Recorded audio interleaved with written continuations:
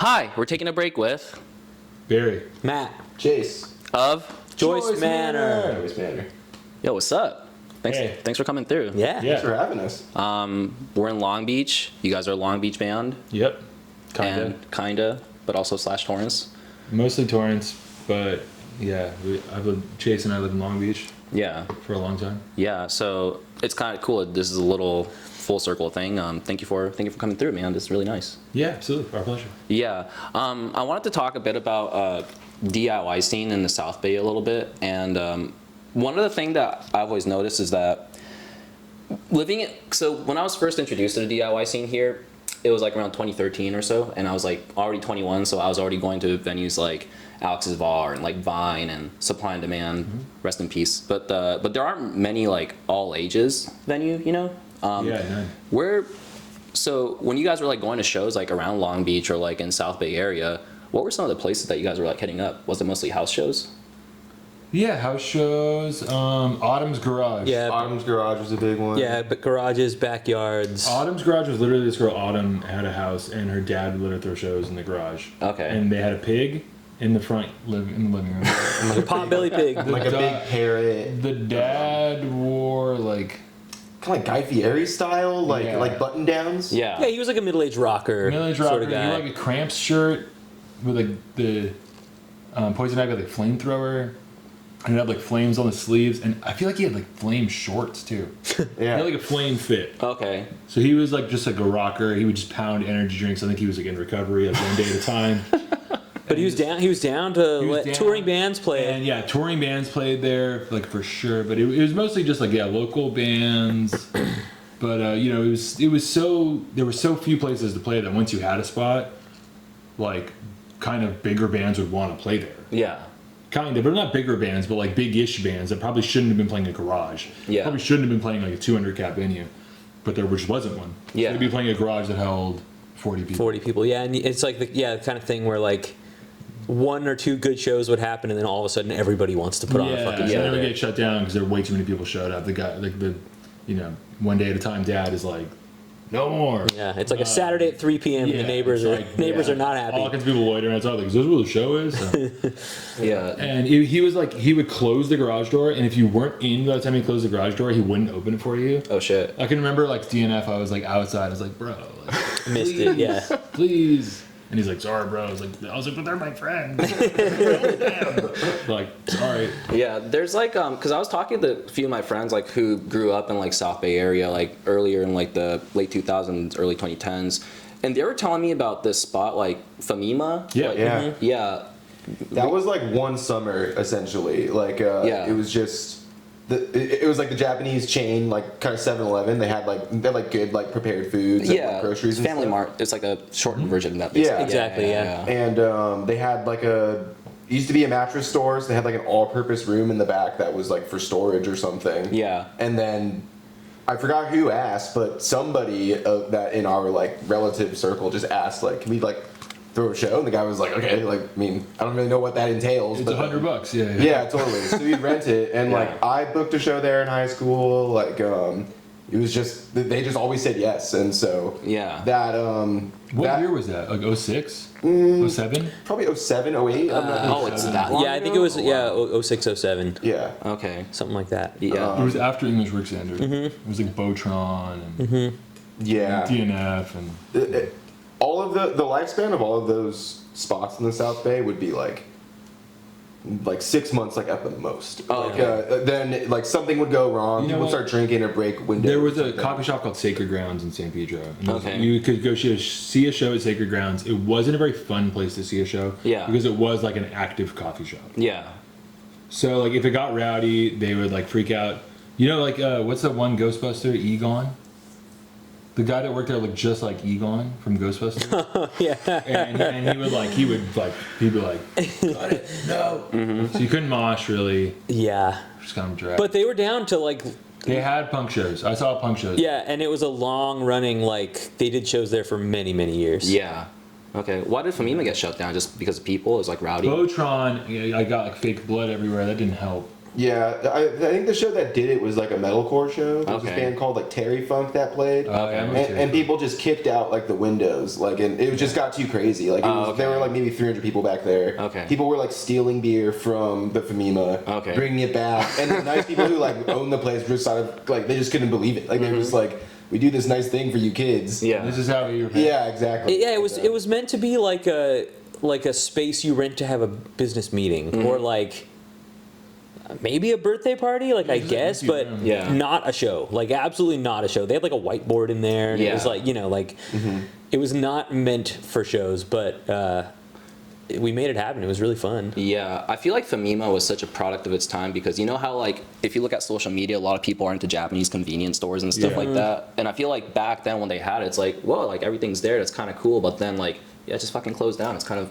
mysterious. I know, and it was it was really cool. Is the LA one still there? No, they're all gone. No, they're all gone. all Yeah. gone, Yeah. I heard that 7-Eleven's trying to implement the Japanese things now. Yeah, they're trying to do it for me. Yeah. I heard, I forgot who I was talking to. Someone I know tried their egg salad sandwich and said it was not good. Not fucking good. Yeah, I think it's I don't know, preference maybe. I want to tell you guys about the first time I ever saw you guys play, which was at FYF Fest in 2013. Okay. And then Is that a good one or a bad one? it was really good. It was very, very good. Is that the... I think it's Mark. I was wearing a Marked Men shirt. We played Awesome Fest like the day before. Was that the first one we played? I think it was the first one we played. I think we shared a trailer with Ceremony. Okay. Yeah, and it was And like, Lemuria played that year. It's kind of like dusty. Yeah. Yeah, it was maybe the like old one of the location, last like, years at the yeah. old location. Yeah, it was at yeah, so it was the last day at LA Historic Park before they Yeah. moved to the Colosseum. Okay, yeah. And then Yeah. I believe Title Fight played after you guys. I think That no, it was wasn't. the next year. Oh, that was the And year that was after. Horrible year. I had an amp problem and I had to play a twin reverb. Yeah. And I didn't know anything about amps. Yeah. And Brett actually was like trying to get me like it was like during our set. Oh, I remember that. Yeah, yeah. Yeah. And my tone was just completely clean, and it was horrible. Yeah, I think We it had was like really just bad. signed to Epitaph, and Brett was trying to help us. Yeah. Okay. Maybe not even signed. Maybe not even. Yeah. Okay. That was hella weird. Yeah, that was the year I can remember sitting behind stage with Title Fight. That was the next year. Okay. Yeah, we played that festival a bunch of years in a row, so they all kind of blurred together for me. But those were always so I can good. remember like sitting in the grass like in a cross-legged circle with Title Fight. Yeah. Isn't that like an adorable image? That is pretty adorable. I mean, you It's got like yeah. it's like floral green, pre-Never Hungover Again era. Joyce Manor just sitting around cross-legged like chatting. Yeah. Were you guys good friends? I really like Ned. And Ben. Yeah, our paths never really crossed that much. I Yeah. don't know Shane or Jamie. Yeah, and that's a band that I kind of totally missed out on back then. But in the last couple of years, I like Floral Green a lot. Yeah, I feel like that is like the band that like a lot of Gen Z people are like really, really connecting God, to. right? Yeah, it's Yeah. kind of insane. It's like Yeah. it's like their Blink-182 or something. Yeah, I Yeah. know. Yeah. Do you think they would be as popular if they had not broken up? I don't know. That's a good question. I think they will. I'm gonna call them and ask them. I mean, yeah, I'm not, I think it depends on what kind of records they were making. Yeah, they kept going to what is it, Hyperview? Yeah, I don't know. It's like Yeah, I don't know. Who knows? Yeah, it is a good question. There's like a mystery factor with like broken up bands, and then God, yeah. and then now like if I look at these last couple of years, the amount of bands that have like reunited is kind of like crazy, you know? Yeah. I mean, While them and Modern Baseball haven't done it yet. that is true, and you guys want to tour with them too, so We went on tour with both of them. yeah. would love to. No, we did not go on tour with Title Fight. We just played some shows. We played a couple shows with Title Fight. Yeah. Never did tour with them. I think other show that you guys played was at the Ukrainian Cultural Center Yeah, that was fun. Secret set opening for Title Fight. with oh that was a secret set. Okay. We played like 6 songs. We played like a Joyce Manor set, Yeah. but we were not on the bill.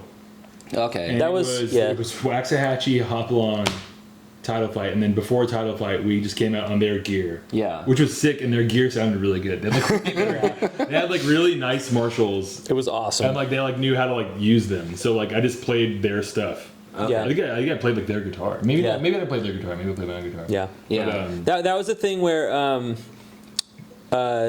Sean, the guy that put on FYF, Cancelled. he put on that show, and he was like, "Hey, it'd be really cool if you guys did this," and we were like, "Yeah, hell yeah. absolutely." Yeah. And it was really fucking. that's like a legendary venue too. Like a lot of like punk shows happened there in the '80s there. Yeah. in Ukraine. So it was like it was like super cool.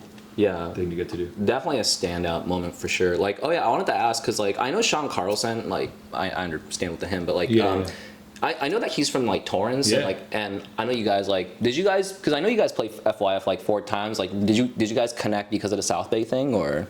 No, I kind of knew him before. Like I knew him just from Torrance stuff. Like and he was managing Trash Talk. No way. Okay. Yeah, and we were friends with Sam, and I was hanging out with Sam a bit, and there was a show with this band Japanther. I don't know if you remember Japanther. Yeah. I do, yeah.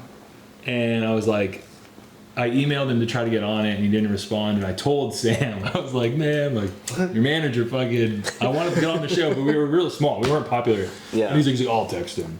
Yeah. And then he was like, hey man, like come on, put Joyce Manor like 1st to 5 on this Japanther show, whatever. Yeah. So he did, and I was like, sick. And then I think he saw us at that. I was like, you guys are cool. And then was like, I'll put you on some more shows.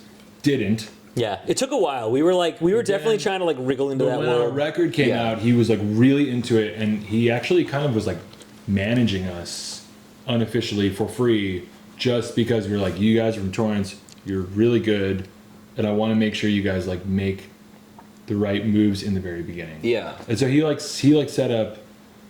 sent our record to Merge to try to get us signed to Merge and talk to, and he was kind of like putting in my ear. He's like, dude, like fuck Merge, fuck Matador, like you guys should be on Epitaph. Yeah. He kind of saw that. He's like, they're here in LA, they would love you guys, and like he just saw it. He saw like how it could work. Yeah.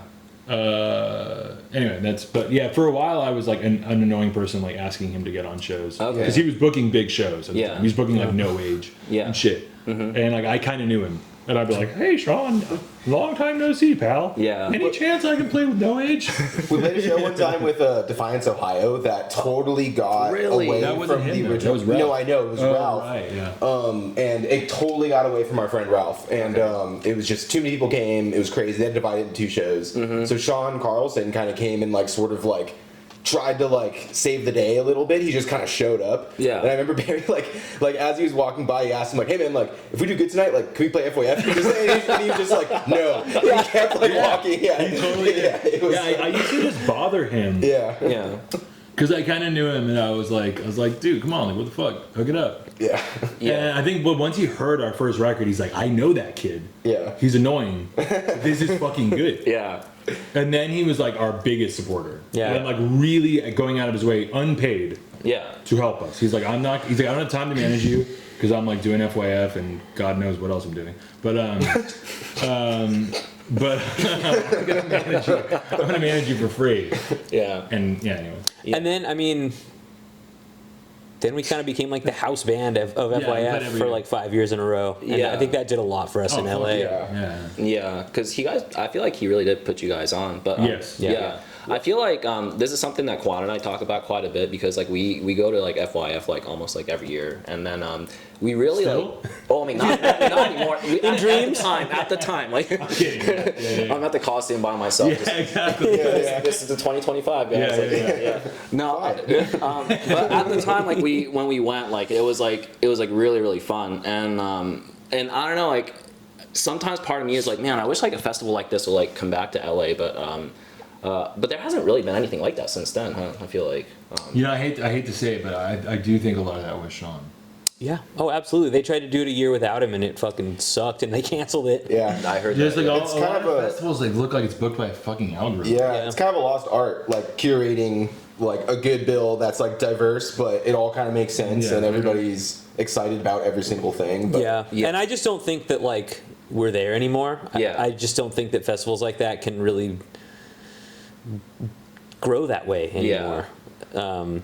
Because everything is so like fucking algorithm driven, and like festivals are looking at your streams. And whatever. Yeah. Exactly. But yeah, So- it was like you put together really unconventional lineups and turned people on to great music, and people just kind of trusted. It's kind of like what Coachella was in the early days. Yeah. But then they bought it. Yeah, it was like looking at a really cool mixtape or something, like Yeah. Exactly, but like unconventional sort of too. Like, oh, like this person that like is into a lot of different kinds of things, and it wasn't just like Like you have that emo one in Vegas now, which is cool, but it's like very much a demo for one demographic. It's very specific. Yeah. It's very specific. Yeah. Where I think like what's kind of cool about the FYF was it was really interesting mixed bills of just like pulling from a few different things that worked. Because sometimes you can have a really ambitious weird bill that sells no tickets. Yeah. There's just not enough overlap. And it was never relying on any kind of gimmick or nostalgia or anything like that. It was like a lot of fresh new bands and some kind of legacy bands in the mix, but it was like it was always really tastefully put together. It was Always so really LA smoothly in that time. run. Yeah, like It was like a treasure hunt where you like drink sparks. yeah. You would do like, or what's that called? Where you, Scavenger like, hunt. Scavenger hunt where you like drink sparks. Yeah. Yeah. Very much a lot all of the people time. we met through it too, like, are such nice, sweet people, like who just are still in Bennett, these. Oh, Bennett, yeah, he's yeah. great. Yeah, all the stage managers and the staff, the whole crew, like it really did feel Andrew Black. it really did feel like a really big, well-run DIY show. Yeah. Yeah, it was. Yeah. No. Yeah. That's And what- But even before that dude got canceled, I knew so many people who wanted to kill him. really. Yeah, like I knew people who wouldn't play because he would book our FYF would do our shows, and I would ask my friends' bands to play like, hey, will you play? And he's like, I'm not playing anything to do with that guy Yeah. because he was like not sometimes that good at business. Yeah. I'm talking a lot of shit in this already. I mean, Not really talking, I'm there's a talking lot of nuance there. Yeah. But yeah, there was people who wanted to like kill him, like Yeah. kind of like a Suge Knight style, like hang him over a balcony. You know what I mean? Like, Which I guess never happened in their lives. yeah, but you know what I'm talking about? Yeah, Yeah, like that yeah. kind of vibe. Yeah. I see. Yeah. No, I wanted to ask you guys about it because like I feel like nobody ever talks about FYF. Like Yeah, I mean, at all, you know, it's the elephant in the room a little bit. Yeah, it was like a big deal and really shaped kind of it shaped a lot of people who went a lot and like people's taste and did a lot for a lot of bands. But then like once that dude got canceled, it's like don't talk about it. Yeah, I actually have a photo of the time like that I took with you guys. It is kind of over. Oh, really? Can I show it to you guys? Real quick? Yeah. Oh yeah. Yeah, it was when you guys were doing like the signing for Never Hungover Again. Oh, dude, you're little. Oh my god. That Amazing. Yeah. Wow. That's cool. We're all Look at little. my show it on the stupid haircut. I'll show it on the screen. Yeah. Origami vinyl. I actually got this is like the first pressing that you guys did of like it's like on a clear, so that's kind of cool. Oh, cool. You know what's funny is Yeah. they printed it on matte, and it made like on matte like Nah. not glossy, Yeah. and that does something weird to the ink, and matte is like kind of green. Kind of green, yeah. Oh yeah. I was like I asked somebody, I was like, why the fuck did it get printed so weird? I don't And remember it's, like, being green. Yeah. But now it's not printed on matte anymore. Yeah. Yeah. Matte's not green. You want to know a little Easter egg about this cover? I didn't notice this until we did we did the 10-year anniversary shows for it last winter. Yeah. And we had a backdrop that was like 20 feet tall of the cover. Yeah. And I looked up during soundcheck and I was like, fucking piece of food in my teeth Yeah. right there. Oh. A wicked like black peppercorn that I just, it doesn't matter. But I never noticed like what a jawline Kurt has. Or had. Oh, yeah. Back then. He was like fucking Jesus Christ. Yeah. Yeah, it's he crazy. was chiseled. Yeah. Yeah. You guys still talk to Kurt every now and Yeah, then? totally. yeah. We're cool, Kurt. Yeah. Is he what is he doing right now these days? He's a dog walking business that he started. Kurt Wow. walks your dog or something like that. Something like that. Yeah. Yeah, seriously. Yeah. It's like it's not. Yeah, it doesn't have. Kurt walks your dog. Yeah, Which is very Kurt. It's very just like, well, Yeah. what is your business? Well, then it's like kind of Kurt walks straightforward. your It's like, dog. yeah, it works. He's been up in the Bay for like over a decade and plays in a bunch of bands up there. Kind of like D-beat bands. Yeah, he plays in hardcore bands Yeah, yeah. and Okay. yeah, Nice. seems like he's doing well. Yeah. We Just played a show with him. really. Yeah. Right before COVID. Mike Park from Asian Man Records. We played Mike's 50th birthday, Yeah. and it was actually pretty funny. It was before we opened the Sardine, and I was over there like doing, like working on it, like painting it and shit. Yeah. And Mike called me, and I was like, "Oh, what up, Mike?" And he's like, "Hey, man, like, would Joyce Manor be down to play my 50th birthday?" Yeah. And I was like, "Bro, hell yeah, of course." And he's like, "Cool." And he's like, we like let everybody know and make sure everyone's cool. And I was like, yeah, they're gonna be cool with it for sure. Yeah, I'll let them know then I'll get back to you. Yeah. And then he's like, all right, cool. So I hung up and I was like, damn, sick. And I just went back to painting, and I just like didn't tell anybody. And I like completely forgot about it. I was like, that's gonna be cool. And our drummer at the time lived in Philly, so it drummer wasn't in like Philly. easy. And then like months went by, and then our drummer Pat at the time called me and he was like, dude, Mike Parks asked me about buying a flight. Yeah. And I was like, oh, yeah. He's going to buy the a flight. flight. Yeah. And then he's like, dude, I have a wedding. I can't go. And I was like, oh, fuck. Shit, man, I'm sorry. Like, I just forgot to tell everybody. Anyway, so last minute, we asked Kurt, like, hey, would you be down to play the show? So we played one show with Kurt. It was a trip. Wow. We didn't practice at all. Yeah. Yeah. We hadn't played together in 5 years. Yeah. But, more, 6 years. Yeah. But we did sound check. Yeah. And, like, immediately, like, it was there. Wow. It was so weird. We just, like, started playing Chumped, and it was like not a second had gone by. Oh, that's crazy. It, like, gave me kind of, like, chills. Wow. Yeah, Mike said he was really emotional, like, watching it. He was just like, shit, fuck, yeah. like, that's so cool. No. Yeah, there's always something really special with Kurt. Like, We did it so many times, too. It was just like, that we just really know how to play with each other. Okay. It's Yeah. interesting. Yeah. Because when you said like I played with Kurt, I thought you guys like at first meant like, oh, we played it with his band, but actually playing in drums with you guys, like, you know. Yeah. Kurt played drums in Joyce Manor for Mike Parks. One show at Bottom of the Hill. Yeah. 2019. Yeah. It was a trip. 2019. Wow. Yeah. And sad thing is, Bottom of the Hill is going to be disappearing this year. Yeah. We're playing there again, though. But no, we're not playing there. Yeah. We could beep that out. No, I don't care. Okay, yeah. Oh, that's cool though. Yeah, for Mike Park's 80th birthday. It's like me at the 2025 FYF. Or something. Yeah. No, that's cool though, man. Yeah, I was. It was a trip to see that pick, man. It's awesome. Yeah. How old are you in that pick? Oh, I'm 20. I'm 35 right now, but this is me when I was 24. Yeah. Okay. Okay. So you're older than me in that. I guess so. Whoa. Yeah, you're not much younger than us. Yeah. No, I'm a millennial, that's for sure. Yeah. But yeah, look, everybody looks so nice and young and everything, like, you know. Totally. Yeah. Where did the time go, right? Yeah. It's been crazy. We all look pretty much the same, Yeah, right? come on, man. Yeah, we look the same. Yeah. I feel like I heard that like millennials, like when they like age, like they age younger compared to Gen Z. That's what I heard. Yeah, Gen Z look like shit, right? Yeah. That's what I heard. They don't drink.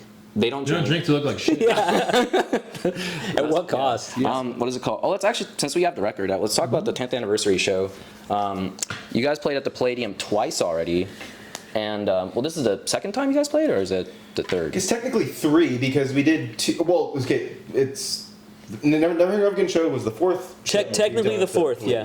Oh, fourth? Technically, just the 4th. The 4th. We did 2 nights for the first record. Self-titled. For self-titled anniversary, we did Yeah. 2 shows. Oh, okay. Gotcha. Before that, it was. $1,000,000 to kill me. Yeah, Jeff Rosenstock, Jeff Rosenstock, and Yeah. Awake Still in Bed. Awake but still in bed. Oh, okay. Yeah, because you guys also did the Awake but still in bed with Saves the Day too, right? Yeah. Yeah. Yeah. East Coast. Oh, was it East Coast only?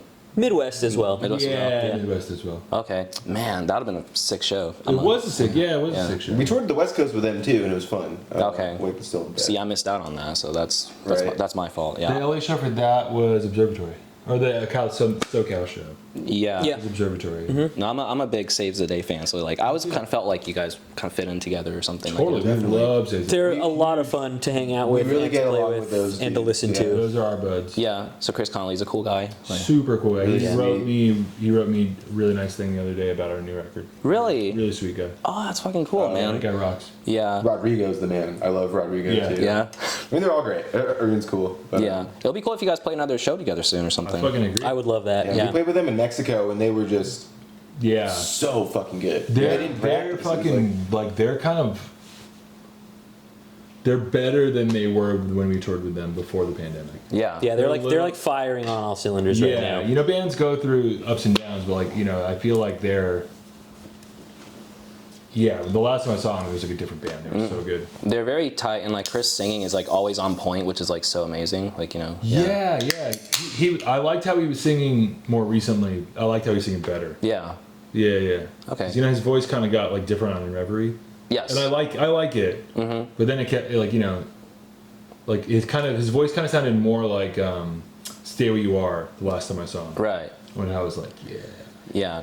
In Reverie, underrated record, honestly. I love Great. Reverie. Yeah. Yeah. About the 10th anniversary show for Never Hungover Again. What is it called? Like we were talking about earlier, you guys had like Train Breaks Down open for them, and I put together that bill. I'm really proud of that bill. yeah. How did you guys discover them, by the way? I know about everything. You're just that tapped in, and that's totally fine. Yeah. I'm tapped in. Okay. Yeah. Yeah, I gotta know because I gotta keep my eye on like young bucks doing good stuff. Okay. And you know, it's like Yeah, I think it's important to like kind of check out new stuff and new bands doing stuff. So Okay. I want to like know that there's like a bunch of stuff that I haven't like. But if a band's starting to get some hype, I feel like I hear about it. Like, Okay. Just from younger friends that are more tapped in. I'm kind of like, yo, what's going on? Like. Okay. So that's how. Okay. I just saw people posting about them regularly. Yeah. When they put up that EP. Yeah. And I listened to it and I was like, this fucking rules. Kind of reminded me of Summer Vacation. Oh, okay. Yeah. Like your friends in Summer Vacation. Yeah. They're not like not my friends, but we weren't like super close friends with them. We played shows with them all the time. Yeah. And I liked them, but I kind of mostly only knew Aaron. Yeah.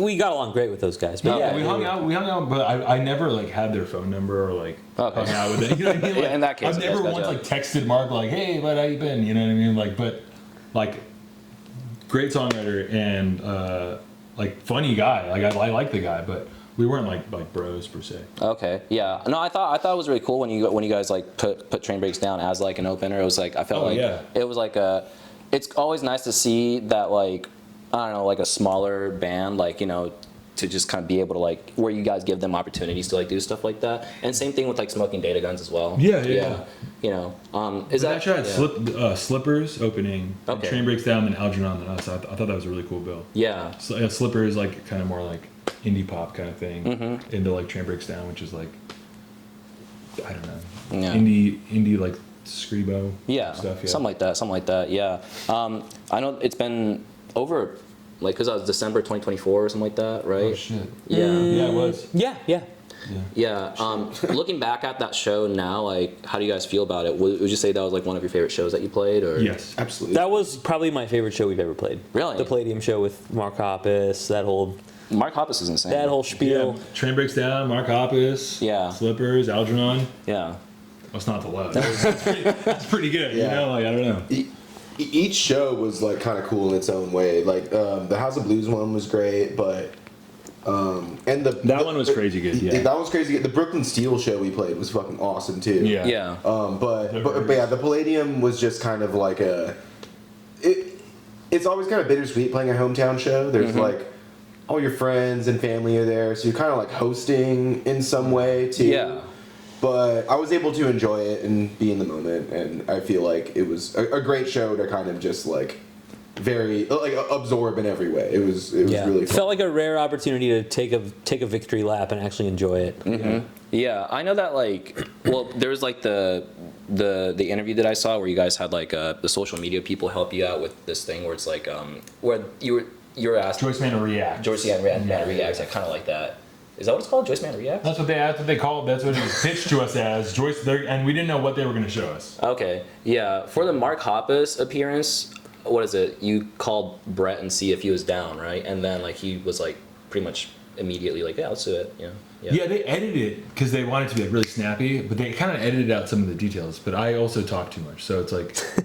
What are some deets that? Okay, I'll give the full deets. If this is for the nerds. It Yeah. was just like we were announcing that show in LA, and I was kind of like, we should do something special for it. So I made some coffee, and I texted Joyce. I texted Matt and Chase, and I was like, I was thinking about it. I was like, maybe it'd be cool if we asked Mark Hoppus to come out and do hard tattoo with us. He probably won't. Like, probably won't be able to or whatever. But we might as well ask. Sure, yeah. But I was like, before I like ask, should I? I'll make sure these guys think it would be cool. Yeah. And they were like, fuck yeah, that'd be cool. And I was like, all right, cool. So I texted Brett and I was like, hey, dude, like, all good if this is too big of an ask or if you're not comfortable, asking him this. But he's friends with Mark. I was like, would you be comfortable asking Mark if he would want to, like, do a heart tattoo with us at the Palladium? Yeah. And he was like, I think he'd be into it. Let me ask him. Texted Mark, and then like 3 minutes later, was like, yeah, he's super into it. He says he'd be honored. Yeah. And then I get a text message that's like me, Mark, and Brett.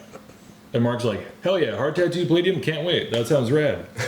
And I'm like, I've had like 3 sips of the cup of coffee I had. Yeah. And then I text these guys back. I'm like, boom, did it. Mark's doing it. Like, Yeah. It was like beginning of thought to like. I was like still waking up. Yeah. I was kind of like, The whole thing was like 15 minutes start to finish. And I was kind of like, crazy. damn. That's locked in. Crazy. And then for 6 months I was kind of like, Yeah. well, that's like not gonna happen. Like he's Yeah. something's gonna come up or like he's gonna forget, It's blank. whatever. Yeah. And then like a week before, he was like, "So we still doing this?" Yeah. Super fucking cool. I'm like, yeah, what Came to a sound check. what a just like gracious, awesome fucking guy. rad dude. Yeah. Yeah. He's also been fucking texting me super nice stuff about our. He ordered our record. Yeah. He sent we shipped it to him. Yeah, I saw that he posted on his story because sometimes Yeah. he posts like the vinyl and stuff like that. Yeah, totally. Yeah. Have you guys met other Blink-182 members? No. No. Yeah. Travis has responded to some things on social media, but Yeah, Travis is liking our shit sometimes. Yeah, Okay. flame emoji on, Yeah. on I know where Mark Chen lives. He's like, I'm best friends with Mark Chen. Yeah. I know where the fuck he is. I got his phone number, bro. I text him, bro. Yeah, I know that you guys are all pretty big fans of Blink-182, and I've been a fan, like, pretty much, it's a band that I grew up with, but Yeah. Do you guys have a favorite album by them? Enema. Enema. Enema? Yeah, Yeah, I would We're say all Enema. Enema guys, yeah. No doubt. Dude Ranch is second, but I'm personally like a little bit like I kind of grew out of it a little bit like once they got a little bit more serious, but Yeah. But most people I meet, like, their favorites are like Untitled or Untitled. Take Off Pants, and Mm-hmm. and I think that I was just kind of like like Enema in a lot of ways just can't be topped for me. I just feel like it's such a good Yeah. It's perfect pop punk. pretty record. magic perfect record, pop, yeah. Yeah, it was a lightning in a bottle moment for them too, because I know the fact that like they wrote that when when Travis joined, but then like it didn't take long for them to like write all those songs from what I heard. Yeah. Yeah, I mean, there's versions with Scott of a couple of them. There's a version of Mutt. Really? Yeah. I feel like they never It's released. not like a studio version, but it's like live on Australian TV. I've been Really? playing Mutt. Yeah, it's not as good. I also just can't imagine the pressure of that time, of like, Yeah. this is your chance to make like the record that's gonna make you a huge band, and you What, have for this. Enema? Yeah, No. They were- It wasn't that much pressure. but I'm sure there was a lot of internal pressure of like pressure they put on themselves to make a really fucking good record. Yeah, I disagree a little bit, but yeah, it is their first major label and proper major because the Yeah. second one's the one before it's on Cargo, Yeah. but it was like Cargo was like a It was like MCA, Cargo, Right, yeah. and it was like they were like picking up steam, and the Damn It and Josie were like kind of But hits. Jerry Finn was like a big producer, but not like a yeah. I feel like no one expected that record to do what it did. No. And I sort of think that's when the crazy pressure came in. It's like, do it again. Yeah. Yeah, I think Enema was like, it's like, oh, you guys have like, Damn It's like getting some radio play and the video's doing well on MTV, but it wasn't doing super well. I think if I were in that position, I would be like, this is a chance I think for it was us. a good amount of pressure. Yeah. And then after that, it was like a kind of pressure that I personally don't think was good for the band. yeah, once you become the biggest band in the it's world. like it's really tough to survive that. I feel like Blink-182 has never released like a B-side records or anything like that, but Yeah, I'd be interested in like hearing it if they have like a Scott version or something, or like unless dude. they recorded I mean, it. Travis, yeah, he was in the Bats, so Yeah. the Aquabats, but I'm not sure. I mean, Man Overboard is technically kind of a It's kind of a B-side. Yeah, it's kind of a B-side, single, yeah. Single, yeah. Okay, so that's Yeah. B-side. Okay, gotcha. Well, and that's they probably my don't- favorite. That's probably my favorite song of theirs. Really? Man Okay. Overboard, yeah. Yeah. Do you guys all have favorite song off of Enema? Maybe Mutt or I love Dysentery Gary. I love Dumpweed. I love Going Away to College. Going Away to College is Going really Away to College good. is Yeah. amazing. Yeah. Yeah. I mean, Adam's song is incredible. Adam's song is like such a good fucking song. Oh, it's crazy good. There's not a bad song on that record. True. Yeah, true. The other right. Do you like Party Song? I like Party Song. Yeah, I fucking Yeah, party party song. song. dude. I'm not Party Song, you could cut Party Song. Yeah, I'm not super into, not really into Wendy Wendy Clear. Clear. Yeah, that Take your butt out on the bed. I wish it didn't have to be so bad. I like it. I I like don't like Wendy Clear. I like it. I love Mark, but I don't really like Wendy Clear. Yeah. Actually, speaking of B-side, I actually have a B-side record of you guys. Oh, shit. Right here. This is I bought this at the show. Oh yeah. Oh, tight. Nice. And what is it called? So my favorite song off of the Never Hungover Again is End of the Summer. Okay. So then like hearing this version is like it's such a drastic change from like how you guys actually written it from like the time when you recorded this, because it's a demo, right? So then like That's a demo. Yeah. yeah, to what it is now. And I remember listening to some past interviews saying something about how you basically recorded the record twice, like because like, or otherwise you redid the record and you didn't like it, and it was kind of you re-recorded it, right? We recorded it out in Philly at Joe's studio. Yeah, Joe yeah. Reinhardt, he had a place in Philly. Yeah. And we didn't do it to a click track because we didn't really know how to do that back then. And Yeah. the songs were getting more mid-tempo and it just sounded crazy. We were like not sounding that good as a band. Yeah.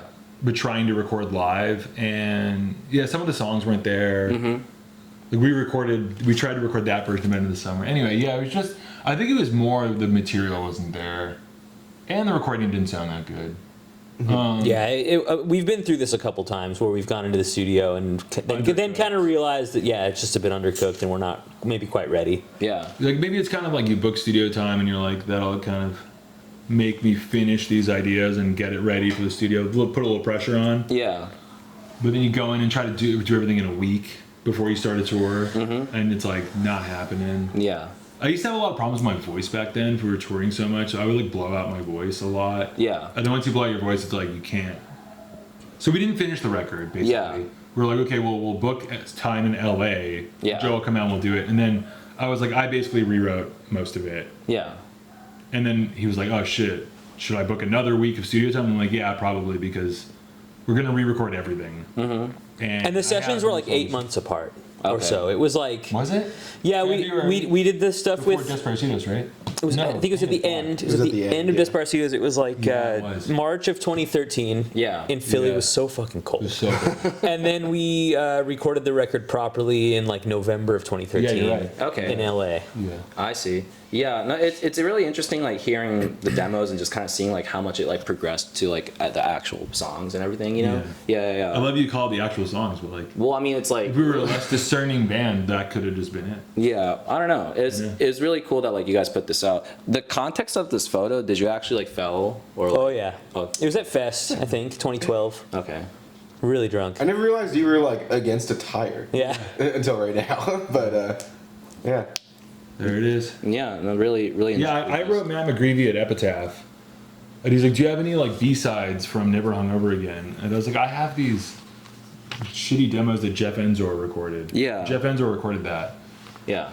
And I was like, I don't think they're worth hearing though. Like, I don't really think they would be interesting to anybody. And I sent them to Matt McGreevy, and then he was like, I think people would want to hear this. Yeah. And so we put it out. But I was a little reluctant because I'm so proud of Never Hungover Again, and it's sort of like, do people really need to see my rough draft? You know? Yeah. You know what I mean? Like, yeah. Does that really? You need to see exist? how the sausage is made. Yeah, exactly. You know what I mean? Yeah. Like, just enjoy it. Like for like all the work that went into finally getting it to be what it should be. There's nothing on there where I'm like, maybe this was the way. Maybe this was better. You know? Like, Yeah.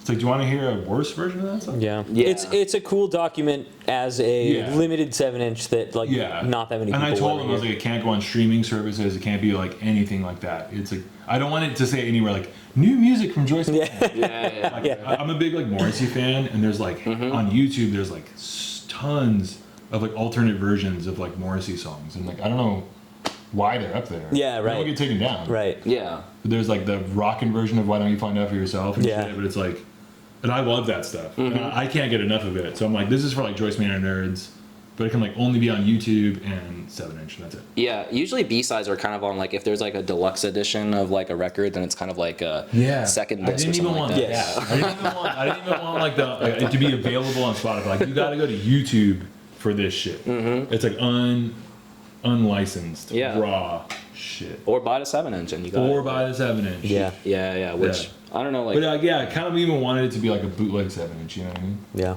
Yeah, it would have been cool where it's like these aren't like actually sold at the Palladium, but the people outside of Palladium were selling it. Oh, that would have been fucking cool. We Xeroxed them. Yeah. Where it's like those guys would have been stoked. Yeah, they would have loved that. Yeah, that would have been cool. Yeah, I asked this question for like every interviews that I do, especially like since you have like a pretty tight discography with like a lot of songs out there. But in you guys' opinion, what is the most underrated Joyce Manor song? Damn, that's a good question. I kind of think Friends Who Met Online or Wildflowers. I like those two a lot, and I feel like I'm just super proud of those two, and I think that we don't play them live. We played Wildflowers like on one tour, a couple tours maybe, and I'm super proud of those ones. But yeah, I was gonna say Wildflowers. They're not really fan favorites. Really? Okay. Or they're like kind of like real like head like I think real heads really like those ones, but yeah. But I really like 21st Dead Rats. Yeah. And that one, I mean, I don't know if anything on that record is really, you could call it underrated, Yeah. but I think in terms of that record, it is. Yeah.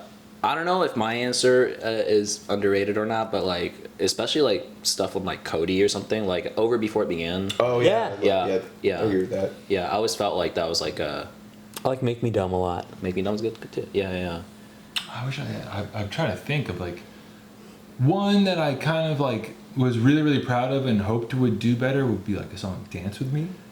I really like Dance With Me on 40 Dances to Fresno. I'm really proud of the lyrics, especially in the verses. Yeah. And I kind of thought that I was like, I felt like I really had something with that one, and then came out and just like didn't really.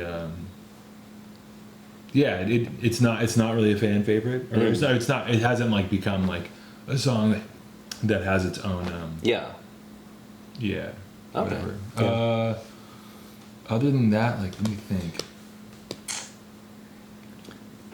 Maybe. I like Fighting Kangaroo. I think that's a really good one. That's fair enough. Up the Punks. That's a really good one. Up the Punks a little underrated. Nice. The song is messed, but so am I. I love that one. I like that place. Yeah. I like that song too. Yeah. Now here's like the opposite. In you guys' opinion, what is the most overrated Joyce Manor song? That's tough. Yeah. What do you think? That's. I don't know. It would be kind of offensive to Barry or something. No, I'm okay. I can handle it. I'm into this. There's some that people ask for that we don't really play that I'm trying to think. Right. People really, really love, or people ask for, Done Right Discount Flooring. People love to ask for that, but I don't know if they're just trying to flex. Streaming-wise, it was not. I think they might just be trying to flex. Yeah, I'm not sure what the definition of overrated in this situation is, because I think all of our most popular songs are some of our best ones. Yeah. So there's not really one that's popular that I don't really fucking get it. You know? But damn, though, there's gotta be. Yeah. Because I wouldn't say like a lot of the popular stuff like they are like some of your guys' best songs. So, I agree with that actually. Yeah. Like when we were doing the Consonantic EP, we had like a different song as the 5th song, and like a week before we went into record, I was like, I have a new one, and it was Leather Jacket, and at the time I was like, fuck, like this is the best song I'll probably ever write. But like now I don't like Leather Jacket that much. Or I don't not like it. It's not one of my favorites. It's not one of my favorites either. But and that was the first one that popped into my mind. Yes. But I really struggle to call it overrated. Yeah. Because it's a really weird song. It's an odd song. And for people to like it that much is like. It's a blessing for people to like it that much. That was the dialogue I was having was like I'd probably say for it to be like 5-Year Plan of Leather Jacket, the fact that we close with both of them so often because we always have, and it's kind of like they feel like really important in the discography, but maybe we've written better songs since then. Well, do you agree that those ones are kind of like flashy in how like epic they are? You know? Yeah, like, exactly. It's not really like the melodies have a lot of... Or the lyrics are particularly clever or anything. You know? Yeah. I like the lyrics, but yeah, it's just like I feel like they were kind of early explorations in like melodic songs, so they're not as sophisticated like melodically, but they have like, just, all that stuff. So much youthful. Totally. That's the thing. But when I wrote Leather Jacket, I was kind of like, I'm never gonna top that. Yeah. Energy wise, it's just like such a cool moment in the set, even if I don't love playing it. You know how like when you guys play Leather Jacket live, like when people before you get into like the last part of the breakdown, people go woo. Was that like something that fans created, or was that really? Early on, they kind of don't do it anymore. At the cabin. Yeah, they kind of stopped doing it. It's like Rocky Horror Picture Show or it's something. Super Rocky. I don't totally get it. I don't totally get that. There's this band called the Angels from Australia. Yeah. Where one of their most popular song is called "I'm Never Gonna See Your Face Again," but the audience like made up like a response vocal for the chorus. Yeah. That just is kind of as big as like the song they wrote. So it goes like, am I ever gonna see your face again? No way, get fuck off. They just invented that. And they just said, no way, get fuck off. Yeah. And then it became like a nationwide, continent-wide sensation in Australia. So like, if you watch live videos, the crowd would be like, no way, get fuck off. Which is it's not in this. It's awesome. It's not really fitting the theme of the song at all. It's just kind of like But yeah, it's like the woo was like. That had to have just been. It had to have just been one. It had to have just been one person, right? Like one person did it. The twins from the Garden started the woo. Yeah. Are you serious? Okay, I was like, No. I was like, whoa. trying to keep up. Yeah, actually, it's totally off topic, but I did watch you guys play with the Garden at the Glass House. Oh yeah. Yeah. Valentine's Day. Mm-hmm. Right around this time. How many, like 300 years ago? 300 years ago. Yeah. Was that 2015? Yeah. I love the Glass House. Jeff. We played a lot of good shows at the Glass House. I like the Garden. See, the Garden are fucking. Yeah. That's one of one right there. Yeah, one of one. That's a good way to put it. Yeah. When I watched them play, I mean, they were still like really early on. It was like when they were signed to Burger, like the first. Life and Times of a Paperclip or whatever. Something like that, and I just didn't know like what to make of them. There's like kind of punk. Funk kind of it's almost kind of reminding me of Minutemen a little bit. Yeah, like, totally. Yeah, But it's also kind of like Girl Talk or something too. Like they have like They went. techno parts. Like it's Earlier in, I think it was that same year before they opened for us at that show, I saw them open for Shonen Knife at the Bootleg. no way. And I had never heard them, and I was like, this is fucking. You might have told me about. This is absolutely so tapped in. insane. You might have told me. Yeah, you're like, I saw this band. There's like these twins. We You gotta get described these it. guys. You described it, and I was like, I love that. And then I got into them, and then I asked them about the show. Yeah, it was like one of the guys was playing drums, and the other guy was like doing somersaults. I like them a lot, yeah. It was fucking awesome. Yeah, it We was. both recorded with Rob Schnapp. So Rob Schnapp loves the Garden too. He was. Yeah, I'd say the Garden's growth is like crazy too. Like they're such a huge band now too. Yeah, they kind of had a dip for a little while, and then like out of nowhere they were just like fucking massive. And the drummer plays in the Attics too.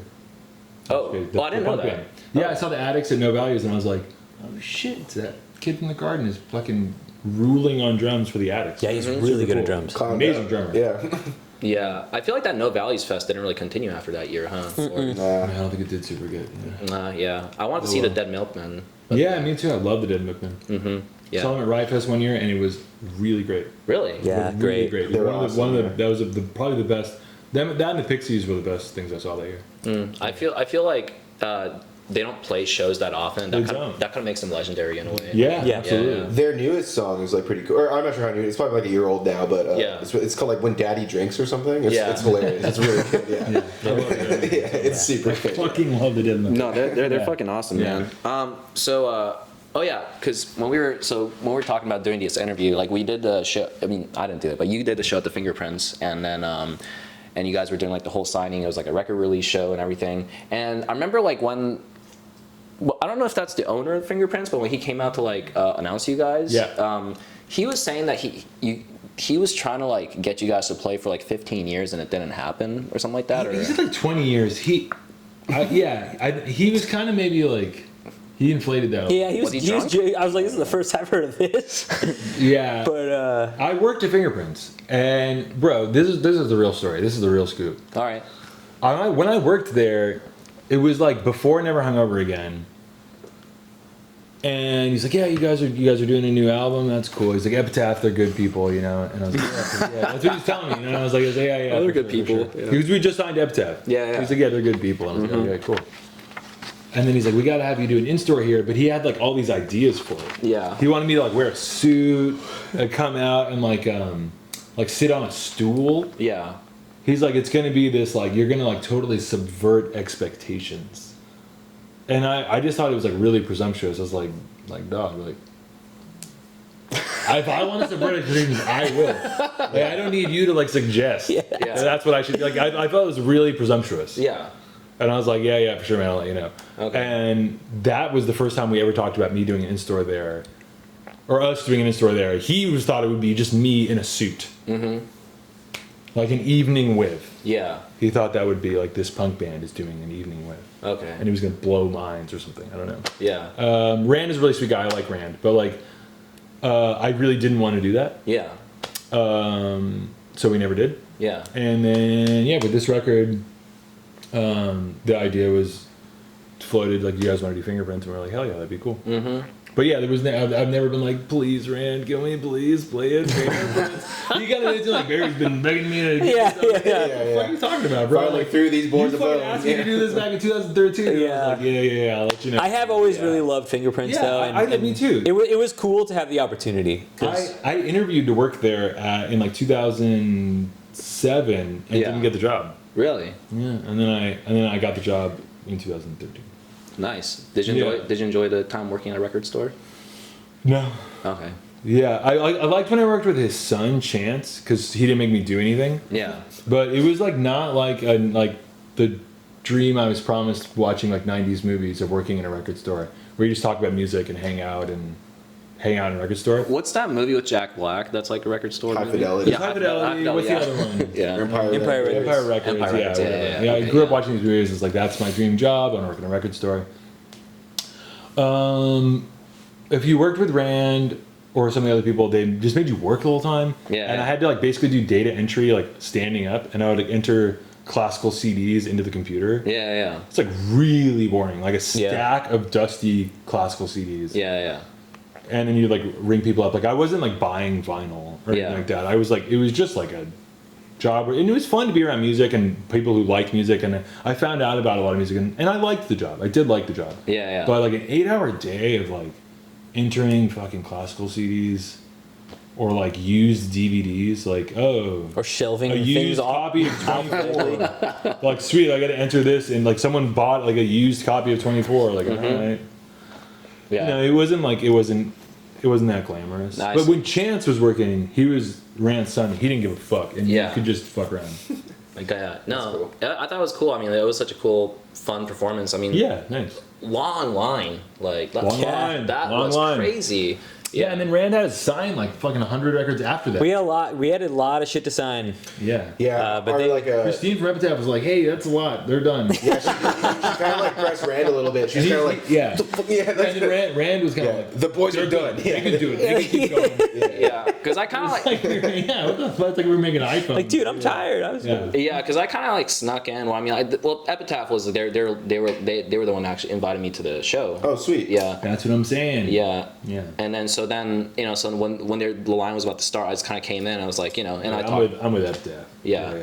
I'm with that tap. Yeah, and then after that was done, I remember walking out, just looking at the line, being like, "Holy fuck!" Yeah, who wants to sit in this shit? Yeah. Yeah. It was fun though. Yeah. Actually, it was a cool show. No, I People really, were so nice. I really enjoyed it. What was it called? Let's talk about the new record since we're here. Nah. You sure? Should we just like reminisce old stuff? Yeah, and just like, and do those things. Yeah, let's do that right now. You got a copy of Cody in there? Yeah, I have. Just kidding. Oh, there we go. Oh, actually, yeah, we could talk about Cody a little bit too. No. Okay. No, we don't. Yeah. So Yeah. it is Fingerprints. There we go. Fingerprints got this Yeah. record signed and everything. Yeah. And what is it called? I know you guys talked about the cover quite a bit. What I want to talk about is the possum in the back. Yeah. And I feel like I don't know how to explain, but this drawing is very Joyce Manor. It is. Yeah. Who drew it? Who guess? Sorry. That's like, Yeah. yeah. I think, Oh, yeah. But I also reacted. Yeah. Chase drew it. Yeah. Yeah. Why a possum though? It's the We already song. had the song. Yeah. Yeah. Oh, you guys already had a song. And Barry was just like, "Can you draw like a possum with a switchblade?" Okay. And I was like, "Probably." Yeah. But even the eye Give me a month. patch and the knife, that wasn't. Did I say switchblade? Maybe I I did. think you did, yeah. Yeah. But I added the eye patch Yeah. and just the general swag. Like you. Coming for your ass. Yeah. Yeah. Yeah. He's like the possum in the song. Okay. He's like done some time. You don't want to fuck with him. Yeah. This on the shirt. I mean, I saw it, but it looked really cool. It's cool on a shirt. Yeah. Us and Brett got matching tattoos of it. Yeah. Pretty cool. We all got. Oh, that's actually a really detailed tattoo. Thank you. Yeah. This guy here. Yeah, it's a different drawing. Yeah. But he didn't want to do Chase's drawing. He wanted to do his own interpretation. But we got it with Brett. Yeah, no, definitely. It was cool. Yeah. Cool to get like a friendship tattoo. I haven't done that in a while. It was cool. No, absolutely. And your friend Brett also like produced this like whole thing, and I remember like hearing something about like being inspired by Jerry Finn and like and getting into that. And I'm a big Jerry Finn guy. Like Me too. rest in peace. He was like such a special guy. Like who really I feel like he shape punk in like a different way. I feel like, you know. Yeah. Yeah. I mean, people kind of take it seriously, like sonically, like it's very Yeah. and yeah, I just like so many records that he had to do it. Like it's just like it's how I've always wanted our band to sound. Mm-hmm. Like, and everybody's kind of like, oh no, I can't sound like that. Shouldn't sound like that. Right. You guys aren't like that. I'm like, okay. Brett's the first person that was like, yeah, we're gonna make it sound like fucking Sing Sorrow or End of the State. Yeah, you know, just like really big, but like, you know, like fucking shiny and fun. Like, you know, like still like aggressive and exciting. Yeah. It's hard to.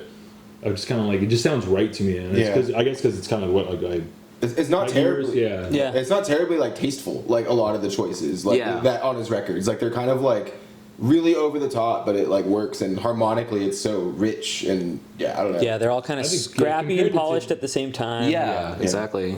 Fucking yeah, and I think like every band, he was kind of the person that brought bands like safely into like their major label debut. Mm-hmm. Whether it's Alkaline Trio, AFI, Blink-182, whatever. Yeah. Yeah. Oh yeah, they did the Crimson Alkaline Trio too, right? Like, Yeah. He mixed From Here to Infirmary too, which is Vagrant. Yeah. Okay, that's right. That's But a yeah, big he one did too. Crimson too. Yeah, no, definitely.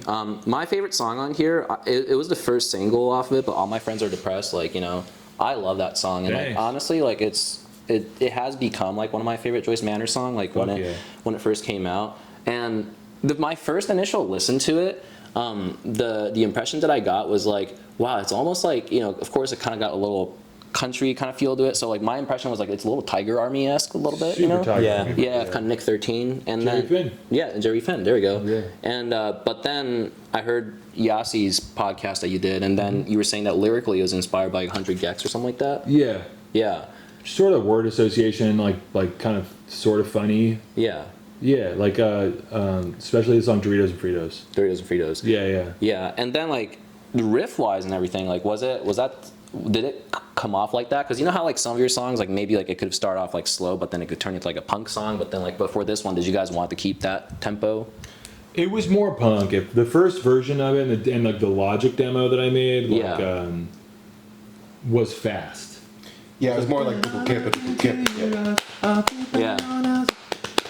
Yeah. Yeah. Okay. It was more like Blink. Okay. You got me, I was wrong. Okay. I was. Okay, so it was more. It got distorted in the chorus and then. Oh, okay. Kind of like bass driven in the verses. Yeah. B-side. Brett really pushed for it to be recorded He like was that. like, yeah, that's cool, but like let's. Yeah, I don't know. Okay. You were just kind of let's focus on that. The first version was like that, and then once Chase and I messed around with it, we kind of then it went sort of more clean guitars. Yeah. Yeah. And then So it was kind of going in that direction already, but Brett was like, let's really commit to not being in like this weird middle land. Yeah, totally. Of pop punk and. We have a tendency of kind of like when a song gets to the studio. Yeah. Because of the format of how we record now, to just sort of be like, well, let's just do like, you know, just play it how we play it, boys, like that kind of thing. You know, just like just make it like punk and like how we're used to. So it took Brett really like tried to. He had a really clear vision for it. Yeah, he tried to put some confidence in us that like, no, your intuition with doing it was right. Like, just do it confidently and. Just commit to it. Should we do like a little bit of a distorted guitar, like for the chorus, so it opens up? He's like, and he was. The thing he said to me that really stuck with me was like, the song already does that. Like when you go to the chorus, it opens up because your songwriting is good and that's already happening. Yeah. Like you don't need to like telegraph that. Yeah. It's already happening. And he's like, just you're good. You don't, and it's just it's actually just want to record a distorted guitar. Yeah. I mean, I was like, can you juice that up a little bit? Fucking let it rip, you know? Yeah. And especially when it comes to that little guitar lick part that you guys do right before like the final chorus, where it's like ba-na-na-na. Like, was that all you? Like that was Barry. It's like a baritone guitar doing the bass line. Yeah. Like kind of a more like guitar-ish version of it. And that was Brett's idea. Brett's like, it needs an instrument that hasn't happened on the song yet. Mm-hmm. And he's like, what about baritone guitar? That baritone guitar was given to Brett by Fat Mike. No way. Brett's like 40th birthday? Yeah. Wow. It's like written on the back of the baritone. It's like a Dan Electro baritone. Yeah. And he wrote on it like, happy birthday, Brett, like, love you, Mike and Aaron. Oh, that's so sweet. Yeah. Wow. And then like, so that was the baritone guitar, and there's that little bam, bam, bam. That's it. Yeah. Oh, that The one's response me, is Chase. Okay. I feel like that's something we started doing more again on this record, where like Joyce Manor kind of had like double guitar solos for a while. Yeah. Like In the Army Now has one. Over Before It Began has one. Yeah. And that kind of came back with this record a little bit, where it's just sort of like I don't know, just like two different guys. Because when I saw you guys at Fingerprints, you guys did have two guitarists too. So like, do you guys like during live? Do you guys try to kind of like do those parts like together? Or we got Neil B is gonna play electric guitar now. Okay. Because there's so much 3 guitars on this record. Yeah. A great guitar needs 3 guitars. A lot of songs really actually gonna need 3 guitars. 3 guitars. That Isn't makes that weird. Makes it more emo, I think. Like It makes it kind of more emo. Yeah. I always kind of like fucking wince when I see a band with 3 guitars, because often they're just doubling stuff. But I feel like when it's actually like when it's orchestrated to have 3 different parts, then it could be interesting. Yeah. But a lot of bands just kind of like, let's just make it louder, like more horsepower under the hood. 2 drummers. Let's get 2 drummers. Dude, that's the biggest hack move too. Yeah. I also want to talk about the song Possum, which is a really great cut too. And the first time I listened to it, the feel that I got was like, this is very like, it's very Bad Religion. I don't know how to put it. Yeah. Like, because you know how Bad Religion songs got like a little, but it's very fast paced, but also like, I don't know how to explain, kind of country-ish, but then like it's a little bit different, but it's still punk, like Sort of folky strumming. Yeah, folky strumming. Where you could do it half-time and it would make sense. Yeah. But it's double time, but it doesn't feel fast. It's like so fast that it's almost slow. Yeah. You know what I mean? Yeah, like the drums are double time, but the song is like half fast. The vocals are like syncopated to be kind of like flowing over like half. Like the vocals aren't fast. Like it's not, I'm not like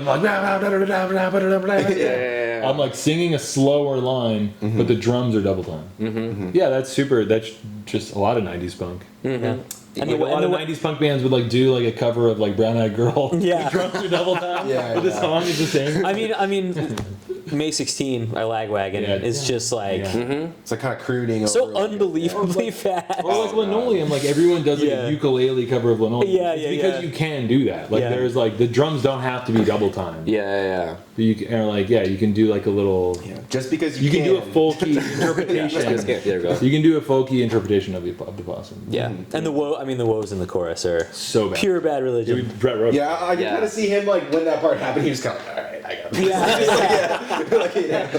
Yeah, it was definitely in that vibe, and like that's what I really like enjoy about that song too. Random question: do you guys like possums in general? Like when you see them? Like, I think they're so cute. I love them. I think it's I think they are unfairly slighted. Yeah, I think it's fucking horseshit. And people are like they're so ugly and. Yeah, people think that they're like disease-ridden vermin. they're very they're harmless. just they're just beautiful animals. Yeah. They're just like living their life and everything. It's kind of it's like I think possums are very punk. Like, me too.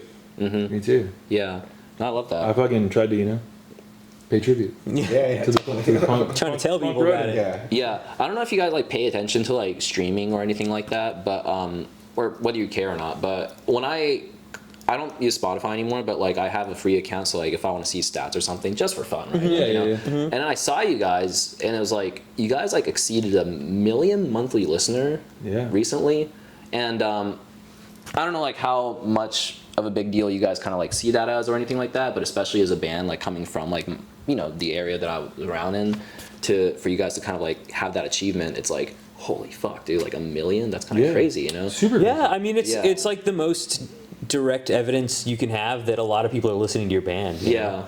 So to me, it feels really good. Yeah, it's awesome. Because you guys have some songs being played on K-Rock and stuff, or like a bunch of alt stations. Like the person who's working radio at Epitaph is crushing it. Edie, she rules. Yeah, she really believes in the songs, and it helps when the CEO of the label produced your record. Yeah. So then everyone at the label like works. Yeah, they're all just like terrified of fucking. It's like a panopticon. Just like, It really helps when it comes to like the radio person is like, yep, I'm going to like really push this at radio and stuff. So. Yeah. What was your reaction the first time you ever heard your song on radio? It doesn't even have to be like this record, but just like have any other records? Yeah, they played Hard Tattoo. Hard Tattoo, yeah. Well, the a little first time 98.7 played Derailed when the first record came out. Really? Oh, interesting. That's insane. And all I was gonna do was Stu. Stu was like red faced and like grinning. He was like, that's cool. They played Derailed on 97. But yeah, when with this record they premiered They premiered All My Friends. Yeah. Back when we released it, like early September. Yeah.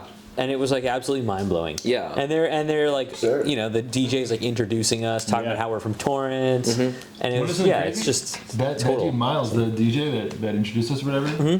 Thanks. I was gonna rip it up. Yeah. You can Yeah, don't choke on it, man. it's like a fidget spinner. His should I say this? Does it care? Doesn't matter. I don't know what you're gonna say. No clue. His brother's in ceremony. Anthony? Yeah. Antonio. That's it. You didn't know that? Miles's brother is Anthony from Ceremony. I Who mean, cares? I must have known. I must have known because I was like, Anthony. Yeah, isn't that crazy? That Zaldo. is fucking Miles crazy. and Zaldo. That is That's fucking Anthony crazy. and Zaldo. That's cool. Yeah, pretty cool. Yeah, that is really cool. Yeah. So I just want to say, like, I think Inside info. Yeah, inside info. Yeah, I think that's a really incredible achievement, and like, you know, so Thank you. I'm really proud of you guys. It's just Appreciate it. it's Thanks, cool, dude. you know, because like the first time I heard you guys was like when I was in SF State. So this was like when I was in college, 2010 or something, and then when I was working in Were you there when we played there? the depot. Yeah. Fuzz. Yeah, with Fuzz. Yeah. Yeah, and it's funny, Whoa. and it's funny because like next door to Depot, there's a tie joint, and I work there. Oh, awesome. No way. Yeah. Did we come in? We must have, right? Yeah, I think I probably served you guys. I Yeah. don't know. Okay, Whoa. do you remember a bar over there during this time called like Would You Believe or something? Maybe they did have a bar in the area though. Like yeah. There was a bar like not that far from the school that was called like I think it was called Would You Believe, and it was like run by these old Korean ladies. Yeah. And it was like the cheapest shots I've ever seen in my entire life. Like there's no way it's still open, but Yeah. that was an amazing bar. Yeah, and that's the thing, because that's the first time I heard of Joyce Manor was like when you guys played at the Depot, and like, you know, I didn't really think too much about it. What year was that? 2010 maybe? No. No, A little 2011? later, I think it was little later. I think it was like 12 or 13. Probably 12. Yeah, 12. Yeah. That makes sense. Yeah. And my friends were talking about it. It's like, you know, have you seen this punk band called Joyce Manor? They're really cool. It's like, oh, yeah. Yeah, I can remember people being like, "Whoa, you guys are like big now."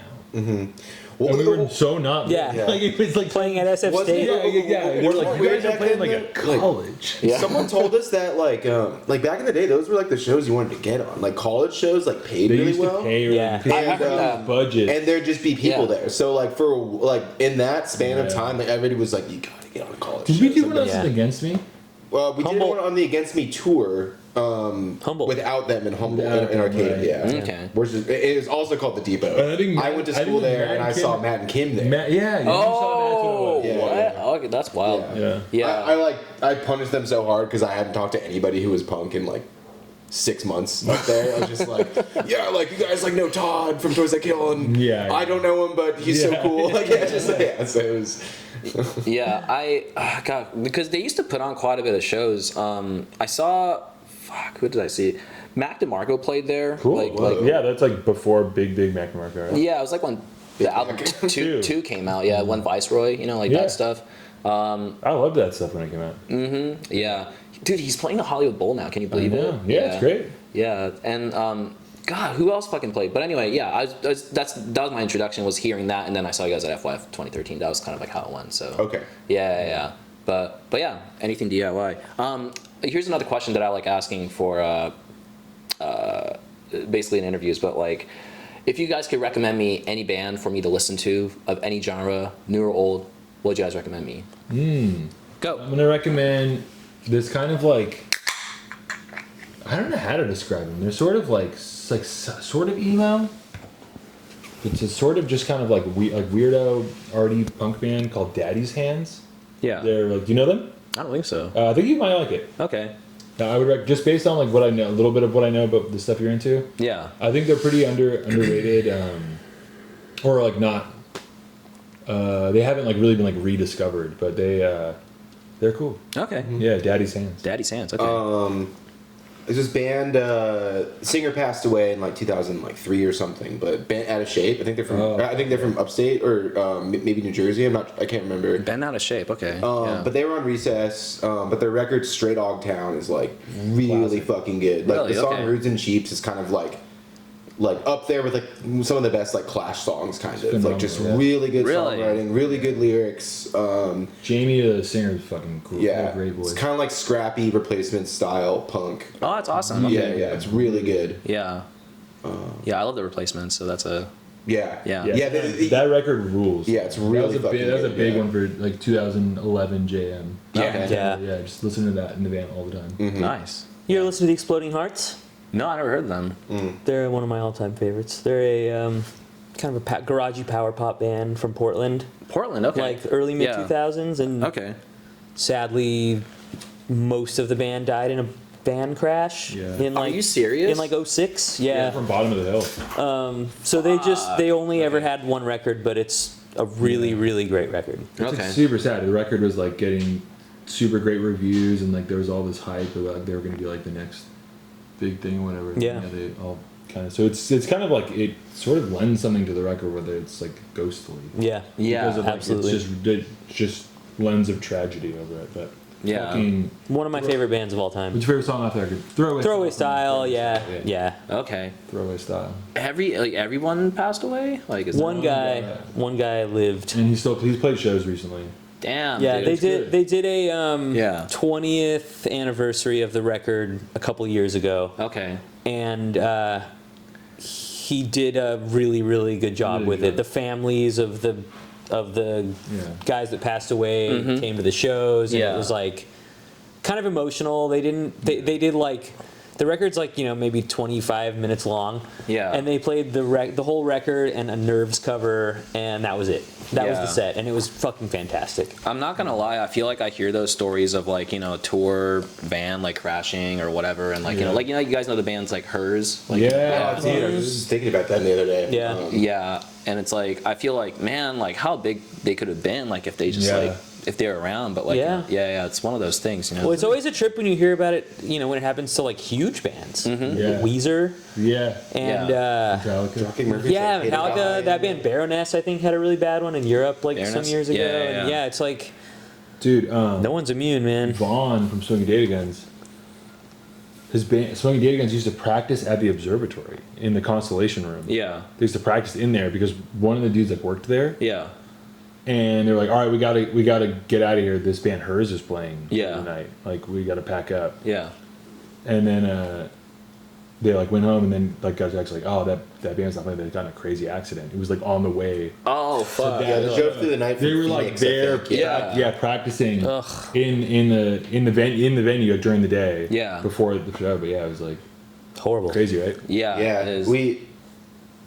it's really sad. Horrible. yeah. We kind of like Like a post-punk two-piece, right? Yeah, it's like indie bedroom pop, like Yeah. but their influence is definitely post punk too. Like a lot Yeah. of great like guitar melodies. And They were stuff. cool, Like, yeah. yeah. What were you gonna say? So sad. no, just like we kind of like have like a kind of trivia style game where we think of like bands that are all passed away. Yeah, yeah. And Oh, it's yeah. crazy that they're one of them.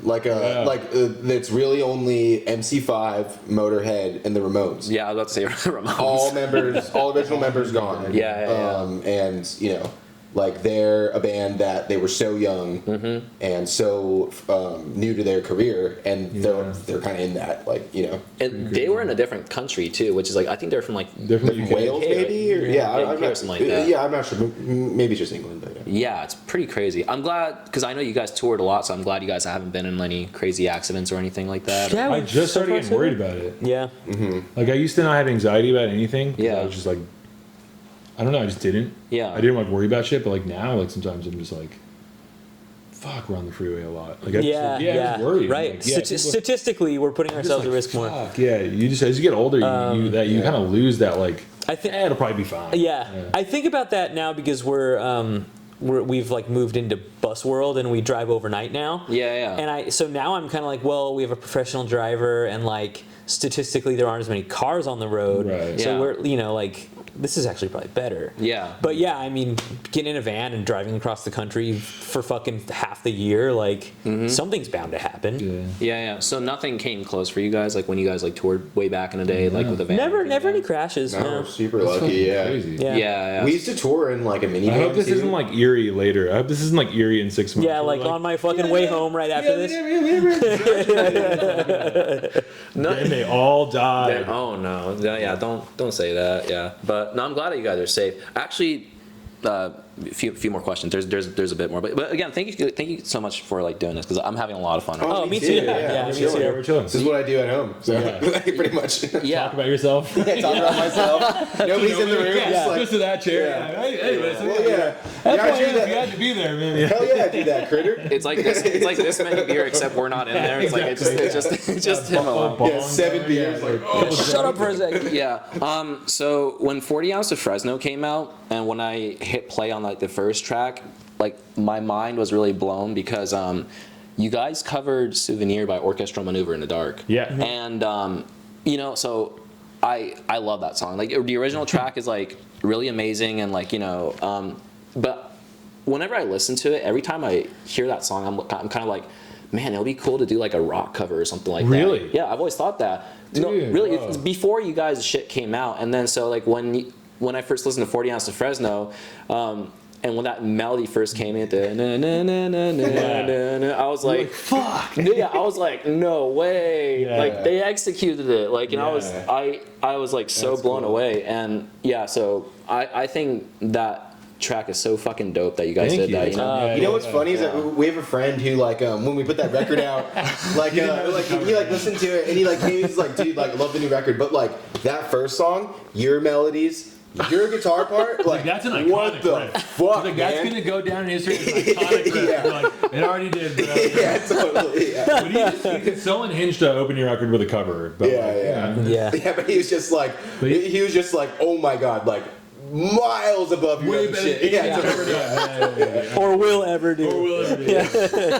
Yeah. How did you guys like come to that decision? Who's like a big OMD fan here? We all are. We all love that I think record. Barry was the first one that kind of got me into. But what was I'm the really into that kind of what was the Okay, story behind that? Because Comic book. oh right, we originally tried "Hole of the Moon" by the Waterboys, or we were gonna try it, and it was not gonna work. I don't know if I ever heard that song. That's great. It's a great song. Yeah. It was for a comic book. It was for a comic book, yeah. There's a comic book called Last Place. No shit. Never mind. What the fuck is it called? There's a Talking Heads thing. Doom, doom. This must no, it's not called. That's not. This must be. What's the furthest place from here? What's What's the the yeah, first? that's It's Jawbreaker. That's Yeah. a Jawbreaker. Jawbreaker. Jawbreaker song. Okay. Yeah. It's a comic book called "What's the Furthest Place from Here," and it's about like a post-apocalyptic world, and these people are holed up in a record store. Okay. But I think it takes place in 1993 or something, and so it had to be before 1993. Yeah. And each issue came with a 7-inch. Oh, Yeah. okay. Two So, bands would do a cover, one on each side. Yeah, so that's a cool ours concept. is a split with Blake from Jawbreaker, Oh, that's so great. and he did All Night Long? All Night Long by Lionel Richie. Yeah. Yeah, so yeah, we did a split with Blake from Jawbreaker. Low key, no one talks about it at all, but Yeah. like it's really crazy. But it's cool. I Now kind we of know, forget now it we know, happened. yeah. Honestly, it happened during the He pandemic. probably forgets It, that like, it happened. He does not know that it happened. It flew so low under the radar that we put it on a record. People think it's our own song. Yeah. Yeah, exactly. Yeah, so so it's- we recorded it for that originally, but we really liked how it turned out. And when we were doing 40 Ounce to Fresno, it was like when we were recording songs in batches, and when you get excited about a batch of songs, it's really easy to be like, I wanted to like do an EP. I was like, let's just do an EP. Yeah. But then I also know like people aren't gonna like listen to an EP as much, so then it becomes about just kind of like, well, what do we have already done that we can make this a record, you know? Which honestly, like I think maybe that record suffers from that a little bit. Like we maybe could have used one more writing session. It's bookended by 2 different like recording sessions that were like Yeah. It's a last cool song record, Secret and I Sisters, like yeah, every yeah. song on it. Which, going back to your question from a long time ago now, yeah. I think Secret Sisters is a really underrated Joyce Manor track. Okay. I like that one a lot, and I thought that it was going to blow minds, and it did not blow minds. Yeah. I mean, I liked it. Yeah. I love it. Yeah, I think it's a great one. That's actually from the first session of Never Hungover Again we did. Okay. Yeah. Okay, so maybe not overrated, but I just was say that. really surprised at how much people like Never Be the Same Again. Oh, it's a great song. I thought it was good. I didn't think it was exceptional. Yeah. But it seems like a lot of people are just kind of like bananas for Yeah, that it too. became a standard for us. It did, yeah. That was surprising to me. Yeah. Not that it's like underrated or overrated, but anyway, we're talking about OMD. Love OMD. Definitely thought like we could Weezerify the shit out of that song. Oh yeah. I'm glad you had the same idea, and it's cool that we like we were prompted to do it. It's like you have to do this cover, and I think I also kind of had in my mind like I feel like we could do like a Weezer-ish version of that. That would be cool. And I had also been like putting together the Songs from Northern Torrents collection and come across Secret Sisters. Yeah. And was like, damn, like this is like really kind of.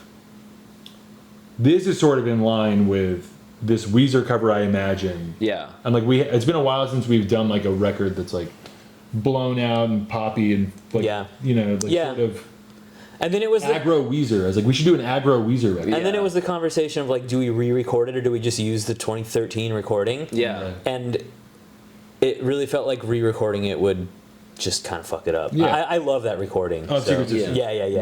Yeah. But when it comes to souvenirs, I was kind of like surprised that like nobody asked you guys about this, or like maybe somebody has, but like but I don't know. It just feels like I think a lot of people don't know what to cover. Yeah. Because we didn't like really lead with that. It's not even really the most popular OMD song either, so it's not it's not like a ubiquitous OMD song If You Leave or something like that. So. Yeah, but that's the thing. So I think you guys killed it. Like that's such a fun one. I love that one. We tried playing it live and we abandoned it quickly because it was. We will bring it back though. I think we were a little more confident now. Totally. Yeah. We played it on that tour for Fortnite's Fresno, the first 2 shows, and it got a pretty like underwhelming reaction. Was it a mild reception or something? The crowd went mild. The crowd. Yeah. Girls Gone Mild. Yeah, and we were a little bit like, all right, let's stop doing that. Yeah. I don't know if you guys are open to talking about this, but like the misheard lyrics for like Catalina Fight Song. Yeah. Do you find that to be pretty annoying? I do. Okay. Yeah, it's What about you? It is annoying. It's like not funny anymore. Yeah. That's all. Yeah. I think the most interesting thing about it is that like we've been kind of hearing that from people since the record came out, like more or less, but back then it was just sort of like, wow, did you ever know that it kind of sounds like that? But like no band would ever say that in a song because it's just so crass and pointless. But then now, like people are like 10 years removed, they're just like that. They can't believe that that's not the lyric. Yeah. And they think that that's what we're all about. That's the thing is I never thought that as the lyric either. So then like, but it just kind of slowly kind of got. And I don't like it when song gets like memeified, especially if it's like a good song, and it just kind of became that way. So like, I don't know. It's kind of random. It's like, how did you even come up with that? Like, I don't know. It's like I just think it's funny when someone hits you with it as if it's as if they're like the first person to tell you about it. It's like Freebird. And it's like, dude, like you think I haven't heard this yet? It's like, you know what else kind of happens is that like now that I've had to like get Instagram again to like look at stuff like when people say like what's that? What are you looking at? he's trying to tap in. Like that's like he's trying to tap in. It's none of your business. It's it's also like the jokes. Like there's always somebody who says like, oh, like new record's probably going to be like 10 minutes, like. And then that gets like 9,000 like likes because it's just like, wow, nice. I feel This song probably 9 seconds long. Totally. Yeah, for sure. I hope it's about sucking titties. Yeah, totally. Actually, there was a thing that I read where it's like because like there was some based on you remember that the social media people that you guys hired to do like the interviews and stuff because it was like so short that like people were saying like oh this is just like Joyce Manor song or something like that. Like, yeah. I feel like it's got a running joke too for some reason, or is it? I don't know. What is? That our songs are short? Since the songs are short, so it's like the interviews are short too. Oh, no, I think that company is just like you hire them to like, because I don't know how to do social media. Yeah. You have to do it for your whole thing. I do everything. You do everything. Yeah, right? yeah. And the social media thing is tough, right? Because you're kind of like at odds with the algorithm in some ways. You know, what I mean? I don't know if you are, but you have to kind of like cater to the algorithm a little bit if you want anyone to fucking see it. You could spend like 6 hours on a video and not get any likes at all. So and you're kind of like, what happened? What is going on here? And so I worked really hard on this record. We all worked really hard on this record. Yeah. And it was like, I don't want this to like not be seen by anyone. Like if we're gonna do like press stuff for it.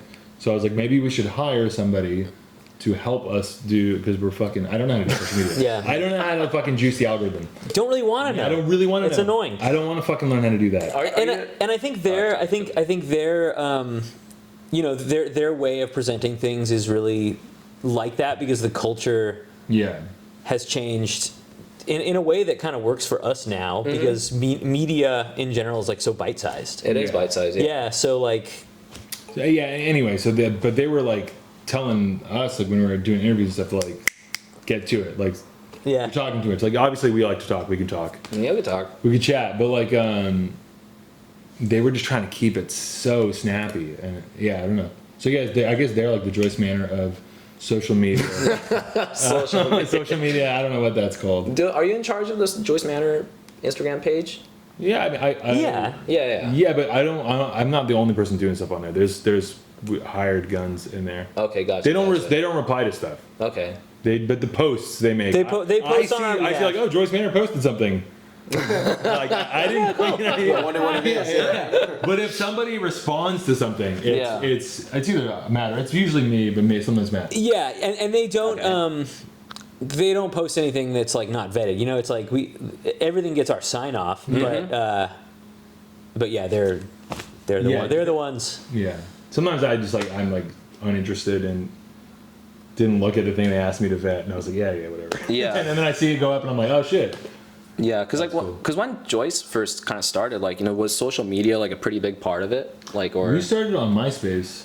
Yeah, I mean it was, but it was different. It was, you know, it was the way to book shows. It was the way to meet other bands. Yeah. And We started on MySpace, and then it was kind of the end of MySpace and the beginning of Facebook. Yeah. But we didn't really use Facebook that much. Facebook was never artist friendly. And it wasn't like a artist friendly for bands. It still was like it still looked like really thirsty to like always be promoting yourself and always like posting about yourself and talking about it. Yeah. Like That's how I feel. But it's all there was. We had Facebook and we had a blog spot. Yeah. And then people would like repost our shit on Tumblr. Yeah. But Chase and I were like, especially in the beginning, were super we didn't like promote ourselves at all. I guess I say that about myself, but then we brought up many instances of me like basically begging Sean Carlson on shows. Yeah, totally. But that's just one guy. It was grassroots too. Exactly. It was in person. Yeah. Like in person, like it was like a few. Hey, put me on fucking FYF. It was after a couple. It's gonna have to couple talk. Yeah, it's like more like tall can behavior. Yeah, like, it wasn't like it was my mistake. Okay. I wasn't like scheming. I was scheming, but like I wasn't. I'm not into self promotion. I was definitely not back then. And it kind of took someone like Matt joining the band, or we had a drummer, Mike Smith, who liked to book shows. He was really into DIY. And he screened the shirts, and he would get us shows. And then when Matt joined the band, Matt was more. He was more like, I don't know, like excited to kind of get. You were like reach out to people, and you were good at it. Yeah, I just felt like if we were gonna do shit, we needed to.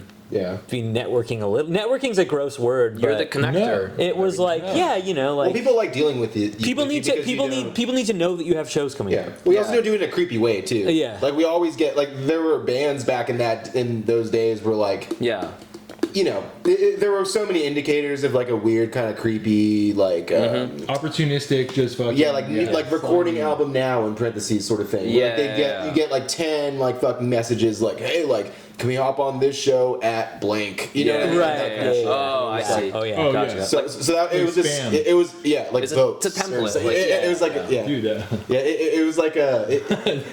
I want to take that boats part out, but yeah. Wow, did something happen? No, just that guy plays in a band called the Cyberbullies who Oh, right. He's like around still. Right.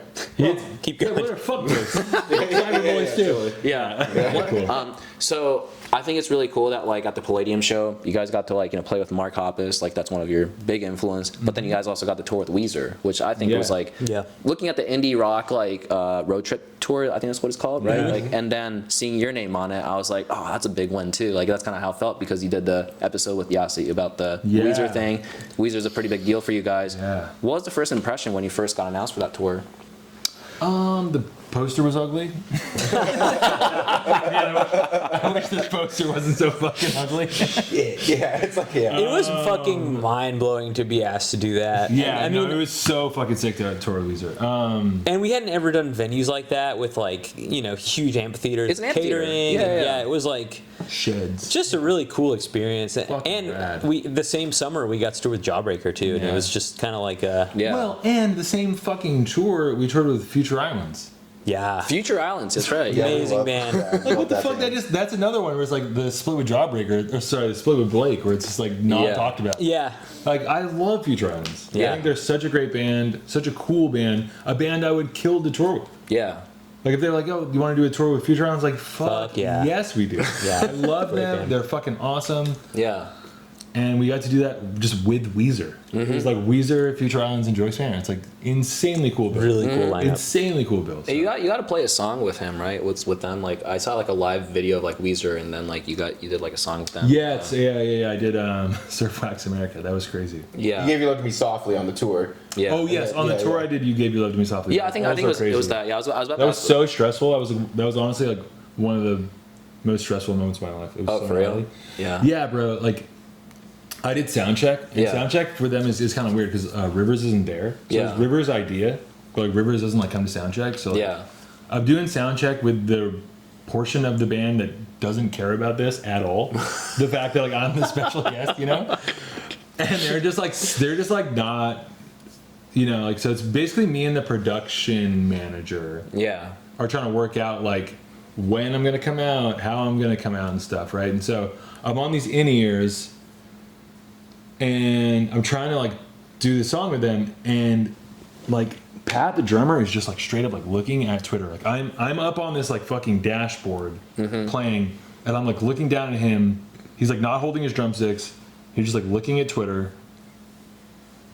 And they're like, "Are you ready?" I was like, I am, but he's just like so not like I'm like, okay, are we gonna play? He's like he's not paying attention to anything, and then he just goes and starts the song. Yeah. Like no cue or anything. Yeah, No, he doesn't count in, nothing. Yeah. And I'm just like, whoa, that's so weird. What's up with that? Yeah. And then they're like, everyone stops, and they're like, Barry, we need you to come in like Right on the one. top. Like, you're coming in a little weird. Like we need you right on the top. Oh God. And I'm just like so nervous. I'm like gonna play a song with like my favorite band of all time. I feel pressure already. Dude, I was like sweating. I'm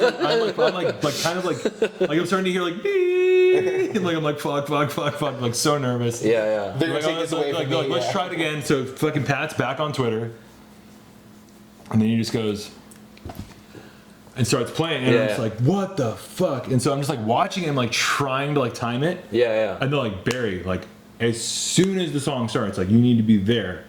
And I fuck it up like 2 more times. Yeah. And they're like, what's going on? Like, are you having trouble hearing the cue? Yeah. And I'm just like, what cue? Yeah. And they're like, he doesn't have the cue? And then, so there's, in their in-ears, there's like cues. It goes, you gave love to me softly. 1, 2, 3, 4. Yeah. The song starts. Yeah. And then when you get to the chorus, it goes, chorus, 2, 3, 4. And it tells you like what's really? coming. Okay. This is a little inside trick Okay. that they do. Joyce Manor doesn't do this. Yeah. But I didn't have that. Yeah. So everyone else has this, Except for you. except for me. Okay. So it's just an absolute nightmare. Okay. It's not my And then they fucking gave fault. me the cue, and then I fucking crushed it. And they were like, okay, thank God. They were like, he's so nervous, he's like blacking out and like deer in headlights, just like not starting. You know what I mean? But, Not knowing what the fuck's yeah. going And on. once they figured out I didn't have the cue, they're like, okay, thank God. Yeah. Like he can do this. You know, it's like Anyway. the sports thing when like you have like it's not like the wheelies, but it's like a thing where like you have like, Yips. the yips. Yeah, exactly. Yeah. Yeah. Whereas like they were just like, oh Jesus Christ. Anyway, so that was insanely stressful. I was like, but it once it happened, it was really really fun, and then I got to do it for the rest of the tour. And by like the end of the tour, I like looked forward to it and enjoyed it. But the first like 2 or 3 times I did it, I was like so nerve-wracking, but it was cool. It was Yeah, sick. and then later when they did like it was like a Spotify session Yeah. thing, like and then did Rivers like call you to like ask to do Surf Wax America or what? No, I just got an email. And it was supposed to be like a couple other people that were going to do it. I honestly, I think, I forget exactly. I think it might have been to Joe. like the biggest artist in the world. Oh, Joe. Oh, Joe, Joe, yeah. whatever, yeah. Stranger Things. Yeah, Yeah, I that guy, think that dude was supposed to be the other guest, and I think okay. he flaked. Oh, he flaked on Weezer? And I think he flaked on. I think because he was fucking. He's like, I'm Joe. I'm Joe, baby. I'm Joe. I'm gonna get big. I'm gonna get big on the But radio. maybe when he agreed to do it, he wasn't Joe yet. Yeah. You know? Yeah. Yeah. So I think they kind of got me to like, and then I think another person flaked, and so Yeah. so it ended up being just me, and this producer Susie, who's really cool, and Yeah. Carl. And it was just three of us, but I think there were supposed to be more guests. Yeah, and yeah. I think maybe just schedules or some shit. Like the thing was that was also stressful. Okay. Yeah, I was pretty stressed out by that. Yeah. I mean, like. But that was actually fun, and I think Yeah. they had fun. I could tell like I was like I was so stoked and into it. I think it kind of like Pat was kind of rocking out. Yeah. You know, and I was like, all right, cool. I got Pat rocking out. There we go. Yeah. Especially if everybody's having fun, then like, you know, it doesn't matter, right? Like it's kind of like a. Yeah, exactly. I think that they, you know, I don't know. I just think it was such an exciting moment and fun thing for me. I think that it was like a Little shot in the arm for them. yeah, for exactly. Shot in the maybe. Yeah. Yeah. Actually, sorry, I want to turn back to some anniversary shows that you guys done. Yeah, like, yeah. Sorry, it's like something that kind of missed in my mind. But I remember like hearing you talking about something about like when people do anniversary shows, it's not. It may seem like a little bit desperate or something like that. Yeah. And then I know that you guys did the 10th anniversary thing. Is there anything that kind of changed your mind about it? No. Well, what do you guys think? For which record? Because I know you got just anniversary shows. just in any of general. them? Yeah. Yeah. Yeah. Never Go Over Again is kind of a weird thing because like we didn't really. I guess our record releases in general, like our album tours, Yeah. they're not really like a celebration of the record we just put out. Like our records kind of take some time to grow on Yeah, people. nobody liked Never Hung Over Again when it came out. Yeah. Or it wasn't that. It was still very much people were going crazy for self-titled. Yeah. And not really that into Of All Things or Never Hung Over Again tracks Yeah. when we toured on it. Right. Yeah. 10 years in, it really felt like, you know, this record really means something to a lot of people. Yeah. And it felt right to do what we did, 5 shows or whatever. And to be fair, it also felt like it wasn't like because we had just done like Long Beach Arena. Yeah. Like we did it at That's the cool. Palladium. Yeah. Like it wasn't kind of like our shows are not being well attended. We're So gonna we play need the to pull songs this you trick like. out. Please come see us. Yeah. We're gonna play the shit you like. Yeah. Like I feel like we are in a position where it's and I shouldn't really talk shit about bands that do anniversary stuff, but I personally don't want to really know what the band's gonna play. I like it to be a surprise, and I think it's really big flex if you just came to see Joyce Manor and you played Never Hung Over Again. Yeah. That's like amazing. You're like, and you weren't expecting it. Actually, But like you can sell more tickets if you announce an anniversary thing. But I really wanted to do an anniversary thing for Never Hung Over Again because I love that album, and I feel like when it came out, that was like the worst tour ever. That was like stage dive tour. that gets talked about. Everyone was like, "Yo, suck a titty, let's." The stage dive and everything. Yeah, and I was just like, "Fuck, this is not what I had pictured." But Do you still have a similar view about the stage dive like now? Not at all. Not at all. Yeah. it's just not. There's no one really that aggro at our shows. Yeah. And there's like a barricade now. Yeah. That whole situation was more nuanced than I think how it kind of got a life of its own a little bit. Yeah. I think that if anybody was there, just would have been like, yeah, there's some smaller people in the front, bigger dudes are kind of jumping on them. Texas hardcore fools are head walking on teenagers. Yeah, it's like Sending them to the hospital every night. It's like, I'm gonna watch someone die. Yeah. Yeah, it's logical. You can only see so many kids crying Yeah. and bleeding in the front row before you just kind of okay, let's all take a beat here and You'd have to really be a psycho, I think, to see what we saw and just be like, sorry, you came to a punk show. Yeah. Idiot. Yeah. It's like you came to a fucking Joyce Manor show, you know what I mean? Yeah. So I don't think Texas hardcore gets to just Yeah, fucking and shows decide how- our shows that back then weren't the size of where you have a security fleet. Yeah, there's nothing. Too. It's just all right, people are just gonna get beat up until someone dies or you're whatever, So Yeah. I feel like, especially you guys been a band for so long and kind of, like you said, looking at what happens in the front row, if I never stage dive, but if I did that, I'm probably gonna kill someone. You'd be fine. You would also be doing some goofy stage dive. You wouldn't be like climbing up on a speaker stack and then like jumping feet first into people. Yeah. Which is what people were doing because it was the thing of the time. Yeah. Yeah. That was just like, you know, we put out a record on 6131, and some people just don't have any situational awareness of like, there's a difference of being at like a Trapped Under Ice show and being at a Joyce Manor show. You know what I mean? Like, and you kind of like know what you signed up for if like you go to see fucking Slayer and you're like gonna get in the pit and be like, oh, what the fuck am I doing in this? You know, it's like, anyway, I've talked about that a million times, but anyway, the touring cycle around Never Hungover Again was stressful and not that fun. Yeah. So it was fun to do something for this record that I really love. Yeah. That felt like people had spent 10 years with the album and like really like it and mean something to them, and it was kind of like I don't know, just sort of. Yeah, it just means a lot to It was us. positive and nice. I think that like that, it marks an interesting turning point in our band a little bit. Sure. So it was kind of, we're all very excited with what we accomplished when the record came out. So and it hasn't really changed. Like I don't think so. I think it's I'm still really, really, really proud of that one. But yeah, now sometimes like people are like in the front row at a show, they're like, I'm getting squished. Like, do something about it. I'm like, I'm not doing shit about it. Like, You're on your own. You're not getting squished. Like, I've seen people get squished. Totally. Yeah. You're fine, all right? Like, chill out, you know? Like, Yeah. So this year marks the 10. I know you said you don't want to talk about it, but maybe That's like okay, well, whatever. I know this year marks 10-year anniversary of Cody. Yeah. And actually, you know, it's funny. Kwan invited. Oh, I didn't say I was kidding. Yeah.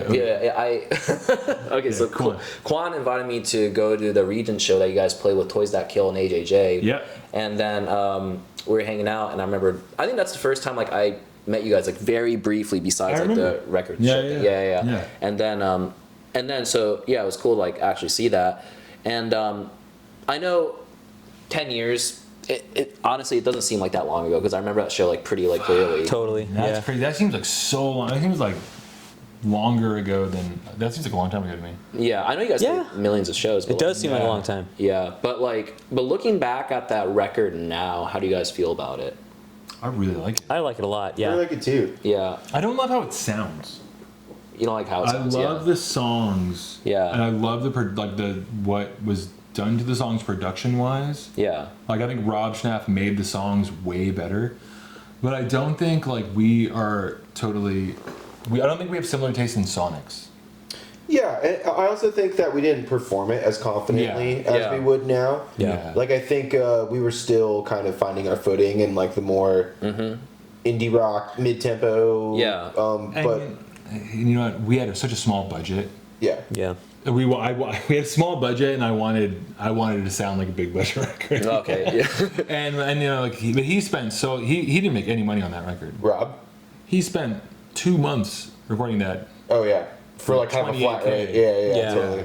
Yeah, because like another underrated track thing that I want to mention, like Last You Heard of Me. Right. I love that song. Me too. Yeah. And you know, I feel like it's like because it's basically continuously like one riff that's playing, and then it kind of builds up after that, right? It's kind of like how it goes, like, or is that totally? Yeah. Yeah. Mm-hmm. Which I really like, where it's like one idea kind of like growing, and I feel like it's so genius because of it. And I don't know. Do you guys? I know it was like. The first single was Fake ID, and then the second single was like Last You Heard of Me. Yeah, Last You Heard of Me. Do you guys play like any tracks from like Cody during the tour and stuff like that? Last You Heard of Me. Yeah, we play Stairs. Yeah, you guys play Stairs. Okay. 18. Haven't been playing Fake ID that much. Just because I don't really want to sing about Kanye West.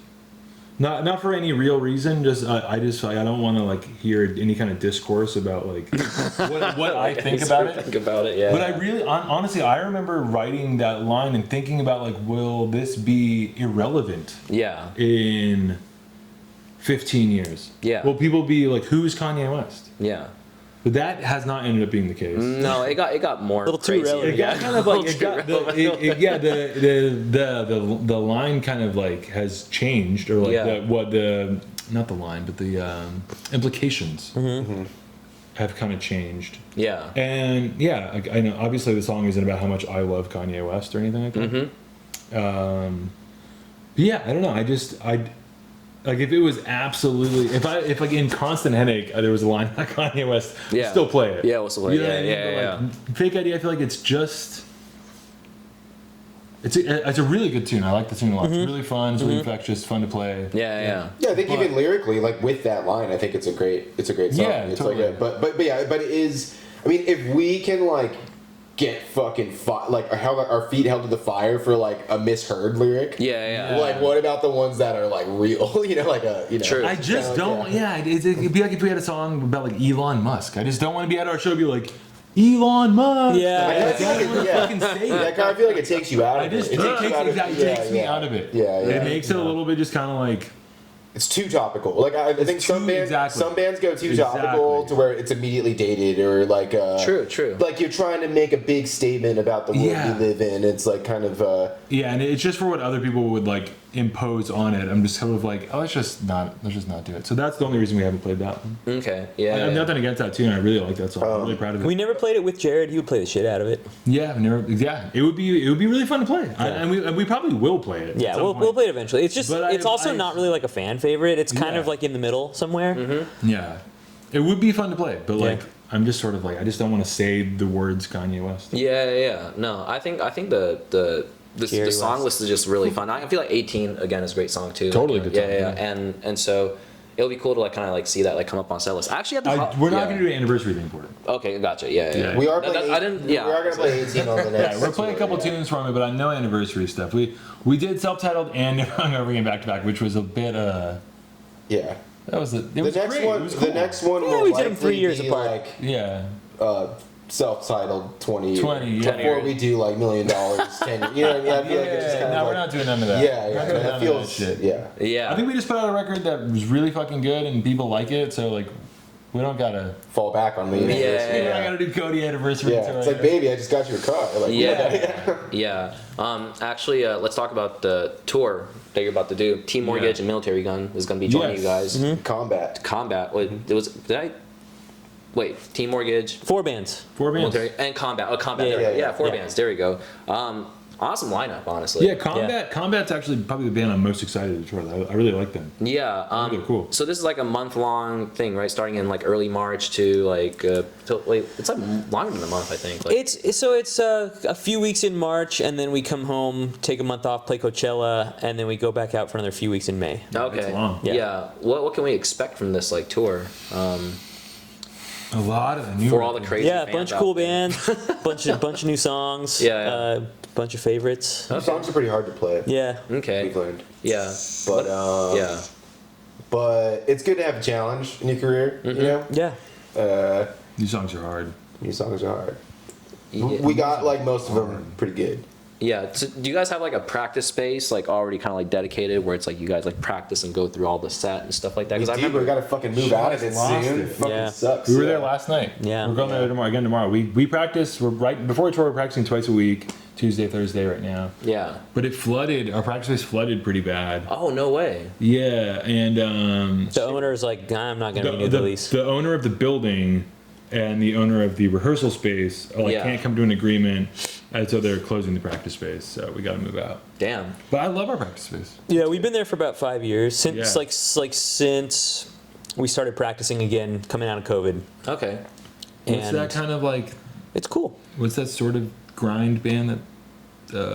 Quiet Fear. Quiet Fear, Yeah, this you know? really good band called Quiet Fear. They You practice They it. practice Yeah. down there. Really? They practice Oh, down that's the hall. cool, man. They're fucking great. Yeah. It's a really cool building. Like I'm not trying to dox anybody, but it's like like Yeah. Nick Oliveri, his band from Queens, like he practices down this thing too. Yeah. And like most practice spaces are like, what's up? It's just a funny space. Like It is, yeah. It's like rappers. There's like some There's like rappers, 12. There's like 12 grindcore rooms rappers. in it. It's like Yeah, it's sick. Yeah, but it's cool. Like most practice spaces you go to, like you run into people you see all the time. Yeah. But like this is like I don't know anybody in there. It's just but I've gotten to know them and like been friendly, saying hi in the hall. Remember that kid that knocked on the door? Oh yeah, totally. Like we were playing one time and this kid, we were knocked on the door and we were playing like Beach Community or something, and we opened the door and it's just like this long haired like Hispanic kid. And he's like, "Are you guys really Joyce Manor?" were like, yeah, what's up? He's like, can I watch you He's play like, a song? do you care if I film a song? So we played Beach Community, and he was like, oh. He said it's all it's very cool. Like sent it to his friend. Yeah, but it was just like It was amazing. It was amazing. That's fucking yeah. amazing, man. So cool. Yeah. Never saw him again. Never saw him again, but he was like, yeah, he was like, that sounds like the ring. Like, yeah, it was really funny. That's cute. Yeah, Yeah, he just came in and filmed us, and we were just rocking out, has beer going. It was cool. That's cool. Yeah, really cool. Before you guys go on tour, I want to give you guys a gift because since you guys are going on a little long journey, maybe like give you guys a record that could inspire you guys or something. Yep. And so, Thank you. This is the only Nardwar moment, by the way. Okay, cool. Yeah. Since What's it gonna be? Yeah, what's it gonna be? This is, I'd say, because you guys have such eclectic influence. This is like one of the coolest bands out there. This is Spirit of the Beehive. Oh yeah, awesome. Oh yeah. Dude, thank you so much. Yeah. Oh yeah, well, fucking, I love this record. Yeah, Oh, Zach's you do? the man. Oh, really? I don't have it. You don't have I don't it. have it, but I love the song 1 out of 500. I think that is like such a fucking beautiful song. Oh, that's amazing. Okay, cool. Yeah, I We toured love with that song. Glaucomora back in the day, and that's kind of We No played way. we played one of the first Spirit of the Beehive shows. Right, yeah, Union Transfer. Yeah. Yeah, isn't it amazing that Glaucomora just kind of like turned into something like this? I know it's a different thing, but like, Yeah. yeah. Damn. Yeah. I love this band. Thank you. This rules. Thank you. This Yeah. rules. So I have two because I know there's three of you guys, but and then Almost. and another one is like is a bit more of like Oh, kind of like a relaxing sort of situation because like I know you're into PC music, and Yeah. those kind of thing, but I feel like this is more of a different vibe. This is the new 106 Point Never record. Oh shit. Oh, yeah. Sweet. Never. Yeah. You're speaking this guy's language. Yeah, right now. this is my shit. Oh really? Okay. Yeah. Gotcha. All right. I Yeah. love this kind of shit. Yeah. This is Did you like Marty Supreme? yeah, Marty Supreme. Yeah, I loved it. Yeah. Did the music. Yeah, because I know this is like a lot different from like kind of Joyce's vibe, but like it's a We all like so much shit. yeah. But it is You guys kinda- love it. yeah. You don't know. You guys are into that. Also, one more. Oh, Damn. What's it gonna be? What's it? You guys are big ska fans. Yeah. Right? Yep. And this is one of the craziest ska band that ever lived. They're called Smash Mouth. This is a Walking in the Sun single. This one's for me. That's so Dude, cool. this is sick. That's pretty Is there a Walking good on the Sun single. is there a good B-side? It's a couple good I B-sides. probably know it. Sorry about your penis. I don't know. Sorry about your penis. Deary can't Naz and wait Push. to- Yeah, I don't know either of the. I don't know any of those. I know the other songs on Push You Mang though. I think these are all Why Can't We Be Naz and Friends Push? cover? No, that's not on there. Yeah. You got Fuck It, Let's Rock, Flow. Flow. Come Yeah. yeah. The Why Can't We Be Friends cover is in the Dawn. No, cause yo, the Fonz. There's that one. The Fonz, yeah. And then there's one about like a mafia guy. Whatever. I don't know. Yeah. Smash Mouth. Yeah, I feel like because I listened to like an interview that you did saying that like would somebody recommend you Smash Mouth before like the big record came out or something? Scott Herr. Yeah, he said it sounded like Pennywise with a British singer. And then I listened to it and I was like, I don't know, man. I don't know, but it's pretty good. Yeah, that's a little weird. I like it, but it doesn't sound like Pennywise with a British singer. Yeah, I feel like speaking of ska, not enough people, or like maybe like not enough like Gen Z or like people younger than us, don't realize how big it was at the time. Oh, Like, yeah. Yeah. What would you say is like a top 5 essential ska band that anybody should listen to? Oh, I can do this. Third wave? We talking like when, yeah. when ska was big in the 90s? Maybe. Yeah. Let's do that. The big ska in the Slow 90s. Gherkin. Slow Gherkin, Boss yeah. Tones. Mighty Mighty Boston's. The Impossibles. Possibles. I can do some good ones. Suicide Machines. Suicide Yeah, Machines. Suicide First Light Machines. Definition's fucking killer. Leftover Crack. Oh yeah. Choking. I think Choking Choking Victims. Victims, Like, yeah. Chinkies. Chinkies. Chinkies, Fucking yeah. amazing. ME330. Oh, ME330, great. What's 7? Yeah. Let's keep Yeah, going. yeah, let's keep going. Rudiments. The Keep Improvements. going. Toasters. The A Toasters. little earlier, but great band. Toasters. Mustard one Plug? more. I like the plug, but I don't know if I would recommend the plug. Like you maybe had to be there for the plug. Yeah. Did you guys just say Toasters? I know it's not third wave, Yeah, but yeah, but it's it, like it is. Yeah, they're Yeah. like They were around. pioneering. Slackers. Slackers. Yeah. There we go. Yeah. 10 ska bands. You guys for 3? Yeah, 10. keep going if you want. Gotcha, man. Yeah, appreciate it. Well, I just want to say like thank you so much for like coming in because like this is something that I really wanted to do. I know like the record came out, so it was like a right timing and everything like Yeah. that. So like but like a lot of these questions, like it's something that I've had in my mind for like a long time. Oh, so yeah. Oh, awesome. yeah, so it's cool that like, you guys I answered told it. Quan, I was just like, when we have a record, I'd love to do it. But yeah, once we have a record, just because. Yeah. Yeah, and I have a feeling that many people will love this because it's like a very real thing, and also you guys showed up too. Like you guys, all three of you guys showed up, which is like so fucking cool. Like yeah. It was easy for us too. It was nice that Matt. It was nice that Matt came out. Yeah. It's easy for me too. Full disclosure, it's not hard. Yeah. Maybe this might be the last question. If I come up with something, I'll let you know. But like, because I know you guys played in the DIY scene for the longest time, and then like of course like now you guys have developed into like becoming like a big touring band and something like that. But is there any like certain things that you want to see like any change in like the music scene by any chance? Are there certain things that you want to be like implemented, or like is there certain things where you look at it and you're like this needs to get the fuck out, or I don't know? I mean, there's always. I'm sure there's always things I could think of, but. I think I was more concerned with that when I was like more active in DIY when I was younger. But maybe it could be something that you saw like when you were younger too. Well, I still go to DIY shows. Like, what's the place next to Que Sera? Oh, Gilmore Music. Gilmore Music, yeah. I've seen not much. Whatever. I've seen shows there. More Music, whatever. So yeah. More Music is the one on 7th now, but it's like. I think that's a cool space, and I've seen some cool shows there. Pop Free, I saw that they were cool. Pop Free, huh? Yeah, they were cool. I caught them there, and it was a rad. It was a cool show. Mm-hmm. And yeah, No Notes. I thought that was felt like I was just at a cool DIY show. Mm-hmm. No one was like. Sometimes I see weird shit where it seems like people are doing things to make content, and that just seems. I don't want to sound like the oldest guy in the world. Yeah, but it's a bummer to see. No one likes it.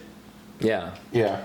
Nobody likes that. It's almost kind of like raising. You don't seem. Yeah, it's just like we just fucking stop. Yeah. Doing Anyway. I don't really know what it's like to be a smaller band trying to make it for yourselves right now. Yeah, we're pretty far removed from it. I think we're pretty lucky that we had the little slot of time we had to. Didn't feel like it at the time. Did not, no. But we were in the utter dead zone. But I don't think we ever had to do anything that was like a compromise on like feeling cool or something. You know what I mean? It was kind of like we were just doing it for the fun and love of doing it and making songs and stuff. You know what I mean? So yeah. Or how about this? Like maybe to kind of shift it off to like is there like certain misconception of like being like a touring band? Of course, it's like a very glorious thing, but also at the same time, like what's something that comes with it where maybe people don't really talk about?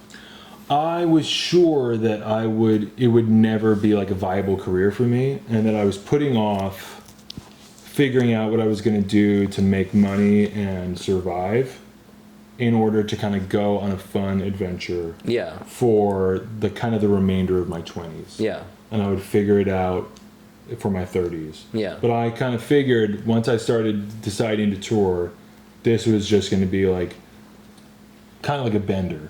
Mm-hmm. Like I was just gonna go have a lot of fun traveling around in a van with my friends playing shows and stuff. Yeah. So I think maybe that mindset is good. Yeah. What do you guys think? Yeah. I think a lot of people who aren't in the world of touring think that if you are in a band that tours, then you're probably on a bus and living this like very luxurious touring life. Yeah. I think a lot of like average people think that way. Sure. But it is not very hard, and it's not for everybody. I think the three of us are well built for it because we've been doing it for so long, and we're like just pretty used to like all the discomfort and the weirdness that comes with touring. Yeah. But it's definitely not for everybody. Yeah. It kills bands really quick. I wanted to get out of my work, like my life that I was living. Yeah. I had nothing going on in my life. Yeah. But, I couldn't wait to go and like crash on people's floors and just play. Yeah, I kind of think if you're, it's not really anything I'm like criticizing or anything, but I think just like maybe like a little bit of advice to maybe bands that are touring. It's just like you have to be really patient. Like it's not really something that's like an immediate gratification type thing.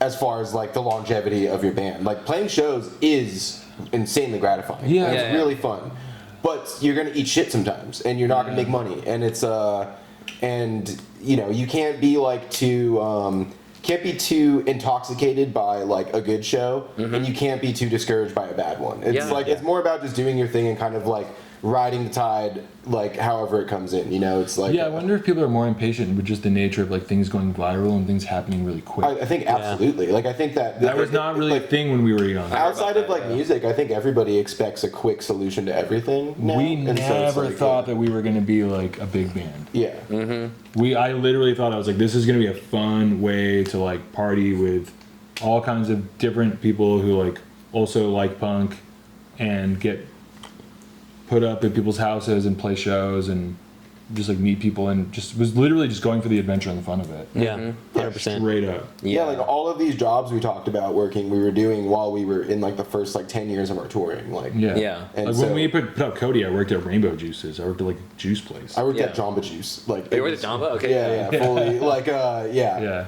like just like going on tour with Lemuria. Like I'll be back in 3 weeks. You know? So just like it wasn't. Yeah. When we were recording self-titled, you got the Jamba Juice job, and I remember you just be like, yes! Yeah, I was like, I was digging. for Starting on change- Monday. I was digging through Matt's Honda Element looking for change to buy like cigarettes, and then I got a call from Jamba Juice like, "Hey, you got the job." I'm like, He was so... just like, Oh, yeah, hell yeah. yeah. could not believe. Yeah, and so I think if you go into it thinking that it's going to be this immense change and shift in your life and like how you make money, then you're doing it for kind of like Which maybe- I don't know if kids do that. I don't No, I don't think so I don't either. know But what kids... yeah. kids There have always been people who do that and people who don't do that. yeah, exactly. Yeah. And for me, like I never really gave any thought to touring. I was just like, oh yeah, we're gonna go on tour because that's what you do. That's what bands do. Yeah. And Matt didn't want to tour in our old band. oh yeah, for when I was younger, I had no interest in touring at all. And then once I got kind of into my early mid-20s, it was like, okay, I got nothing going on. That'd be pretty fun. Time to go on tour. Time to go on tour. Yeah. There yeah. you go. Yeah. Well, it seems like you guys pretty much established it, but also at the same time, you guys grinded really hard to get to this point too. So it's like, Yeah. Yeah, it never felt like it. Never felt like, if we just keep doing this horrible shit, then maybe one day we'll play with Mark Hoppus at the Palladium. Yeah. Yeah. Like, it was always great and like Yeah. fun and like, wow, I can't believe. Yeah, no, I kind care of think about of it this. as like when you see kids like at the skate park who are like super fucking good, they can just Yeah. fall all crazy. Yeah. Like you get all that out of the way when you're young, you don't really realize how like the gravity of what you're doing. Like, Yeah. So you get that out of the way, and then Yeah. by the time you're like old enough to be anxious about getting into a bus crash or some shit Enjoy- like that, yeah. you're just sort of like it's like Enjoy the work. Enjoy just doing Yeah, it. Enjoy. totally. Yeah. Don't fucking worry about like. Let the vibe take you. Let the vibe take you. Yeah, there you go. I think that's the words of wisdom for today. Yeah. Again, thank you so much for doing this. Like, I'm just so glad that like we were finally able to sit Yeah, down that was and talk. great. oh, it's Yeah, awesome, dude. man. Yeah, it was one of the it was probably the best interview we've done for this whole thing. Are you serious? Oh, of course, yeah. Really? Yeah, it was fucking awesome. Yeah, absolutely. Yeah. Oh wait, let me just go ahead and say it on camera. Oh, So, like, shit. you say Sorry, it. sorry, yeah, Yeah, we can go into it. I thought we were done. Yeah. Oh no, we're about to be. Just to wrap things up. Don't forget to listen to Joyce Manor. They have a new record Yeah. Promo, important. Joyce Manor. Yeah, Ice new record. Coast Bar. Ice Soda Bar. Steve Harwell. Yeah, Steve Harwell. Oh, dude, for real. And then don't forget to listen to TakeBreakKazu on Instagram, YouTube, as well as TikTok. And yeah, we're gonna keep things going. Go see them on tour. It's gonna be kick ass. And I'll talk to you guys later. Bye bye. Bye-bye. Joyce Manor, South Bay, represent. Hey.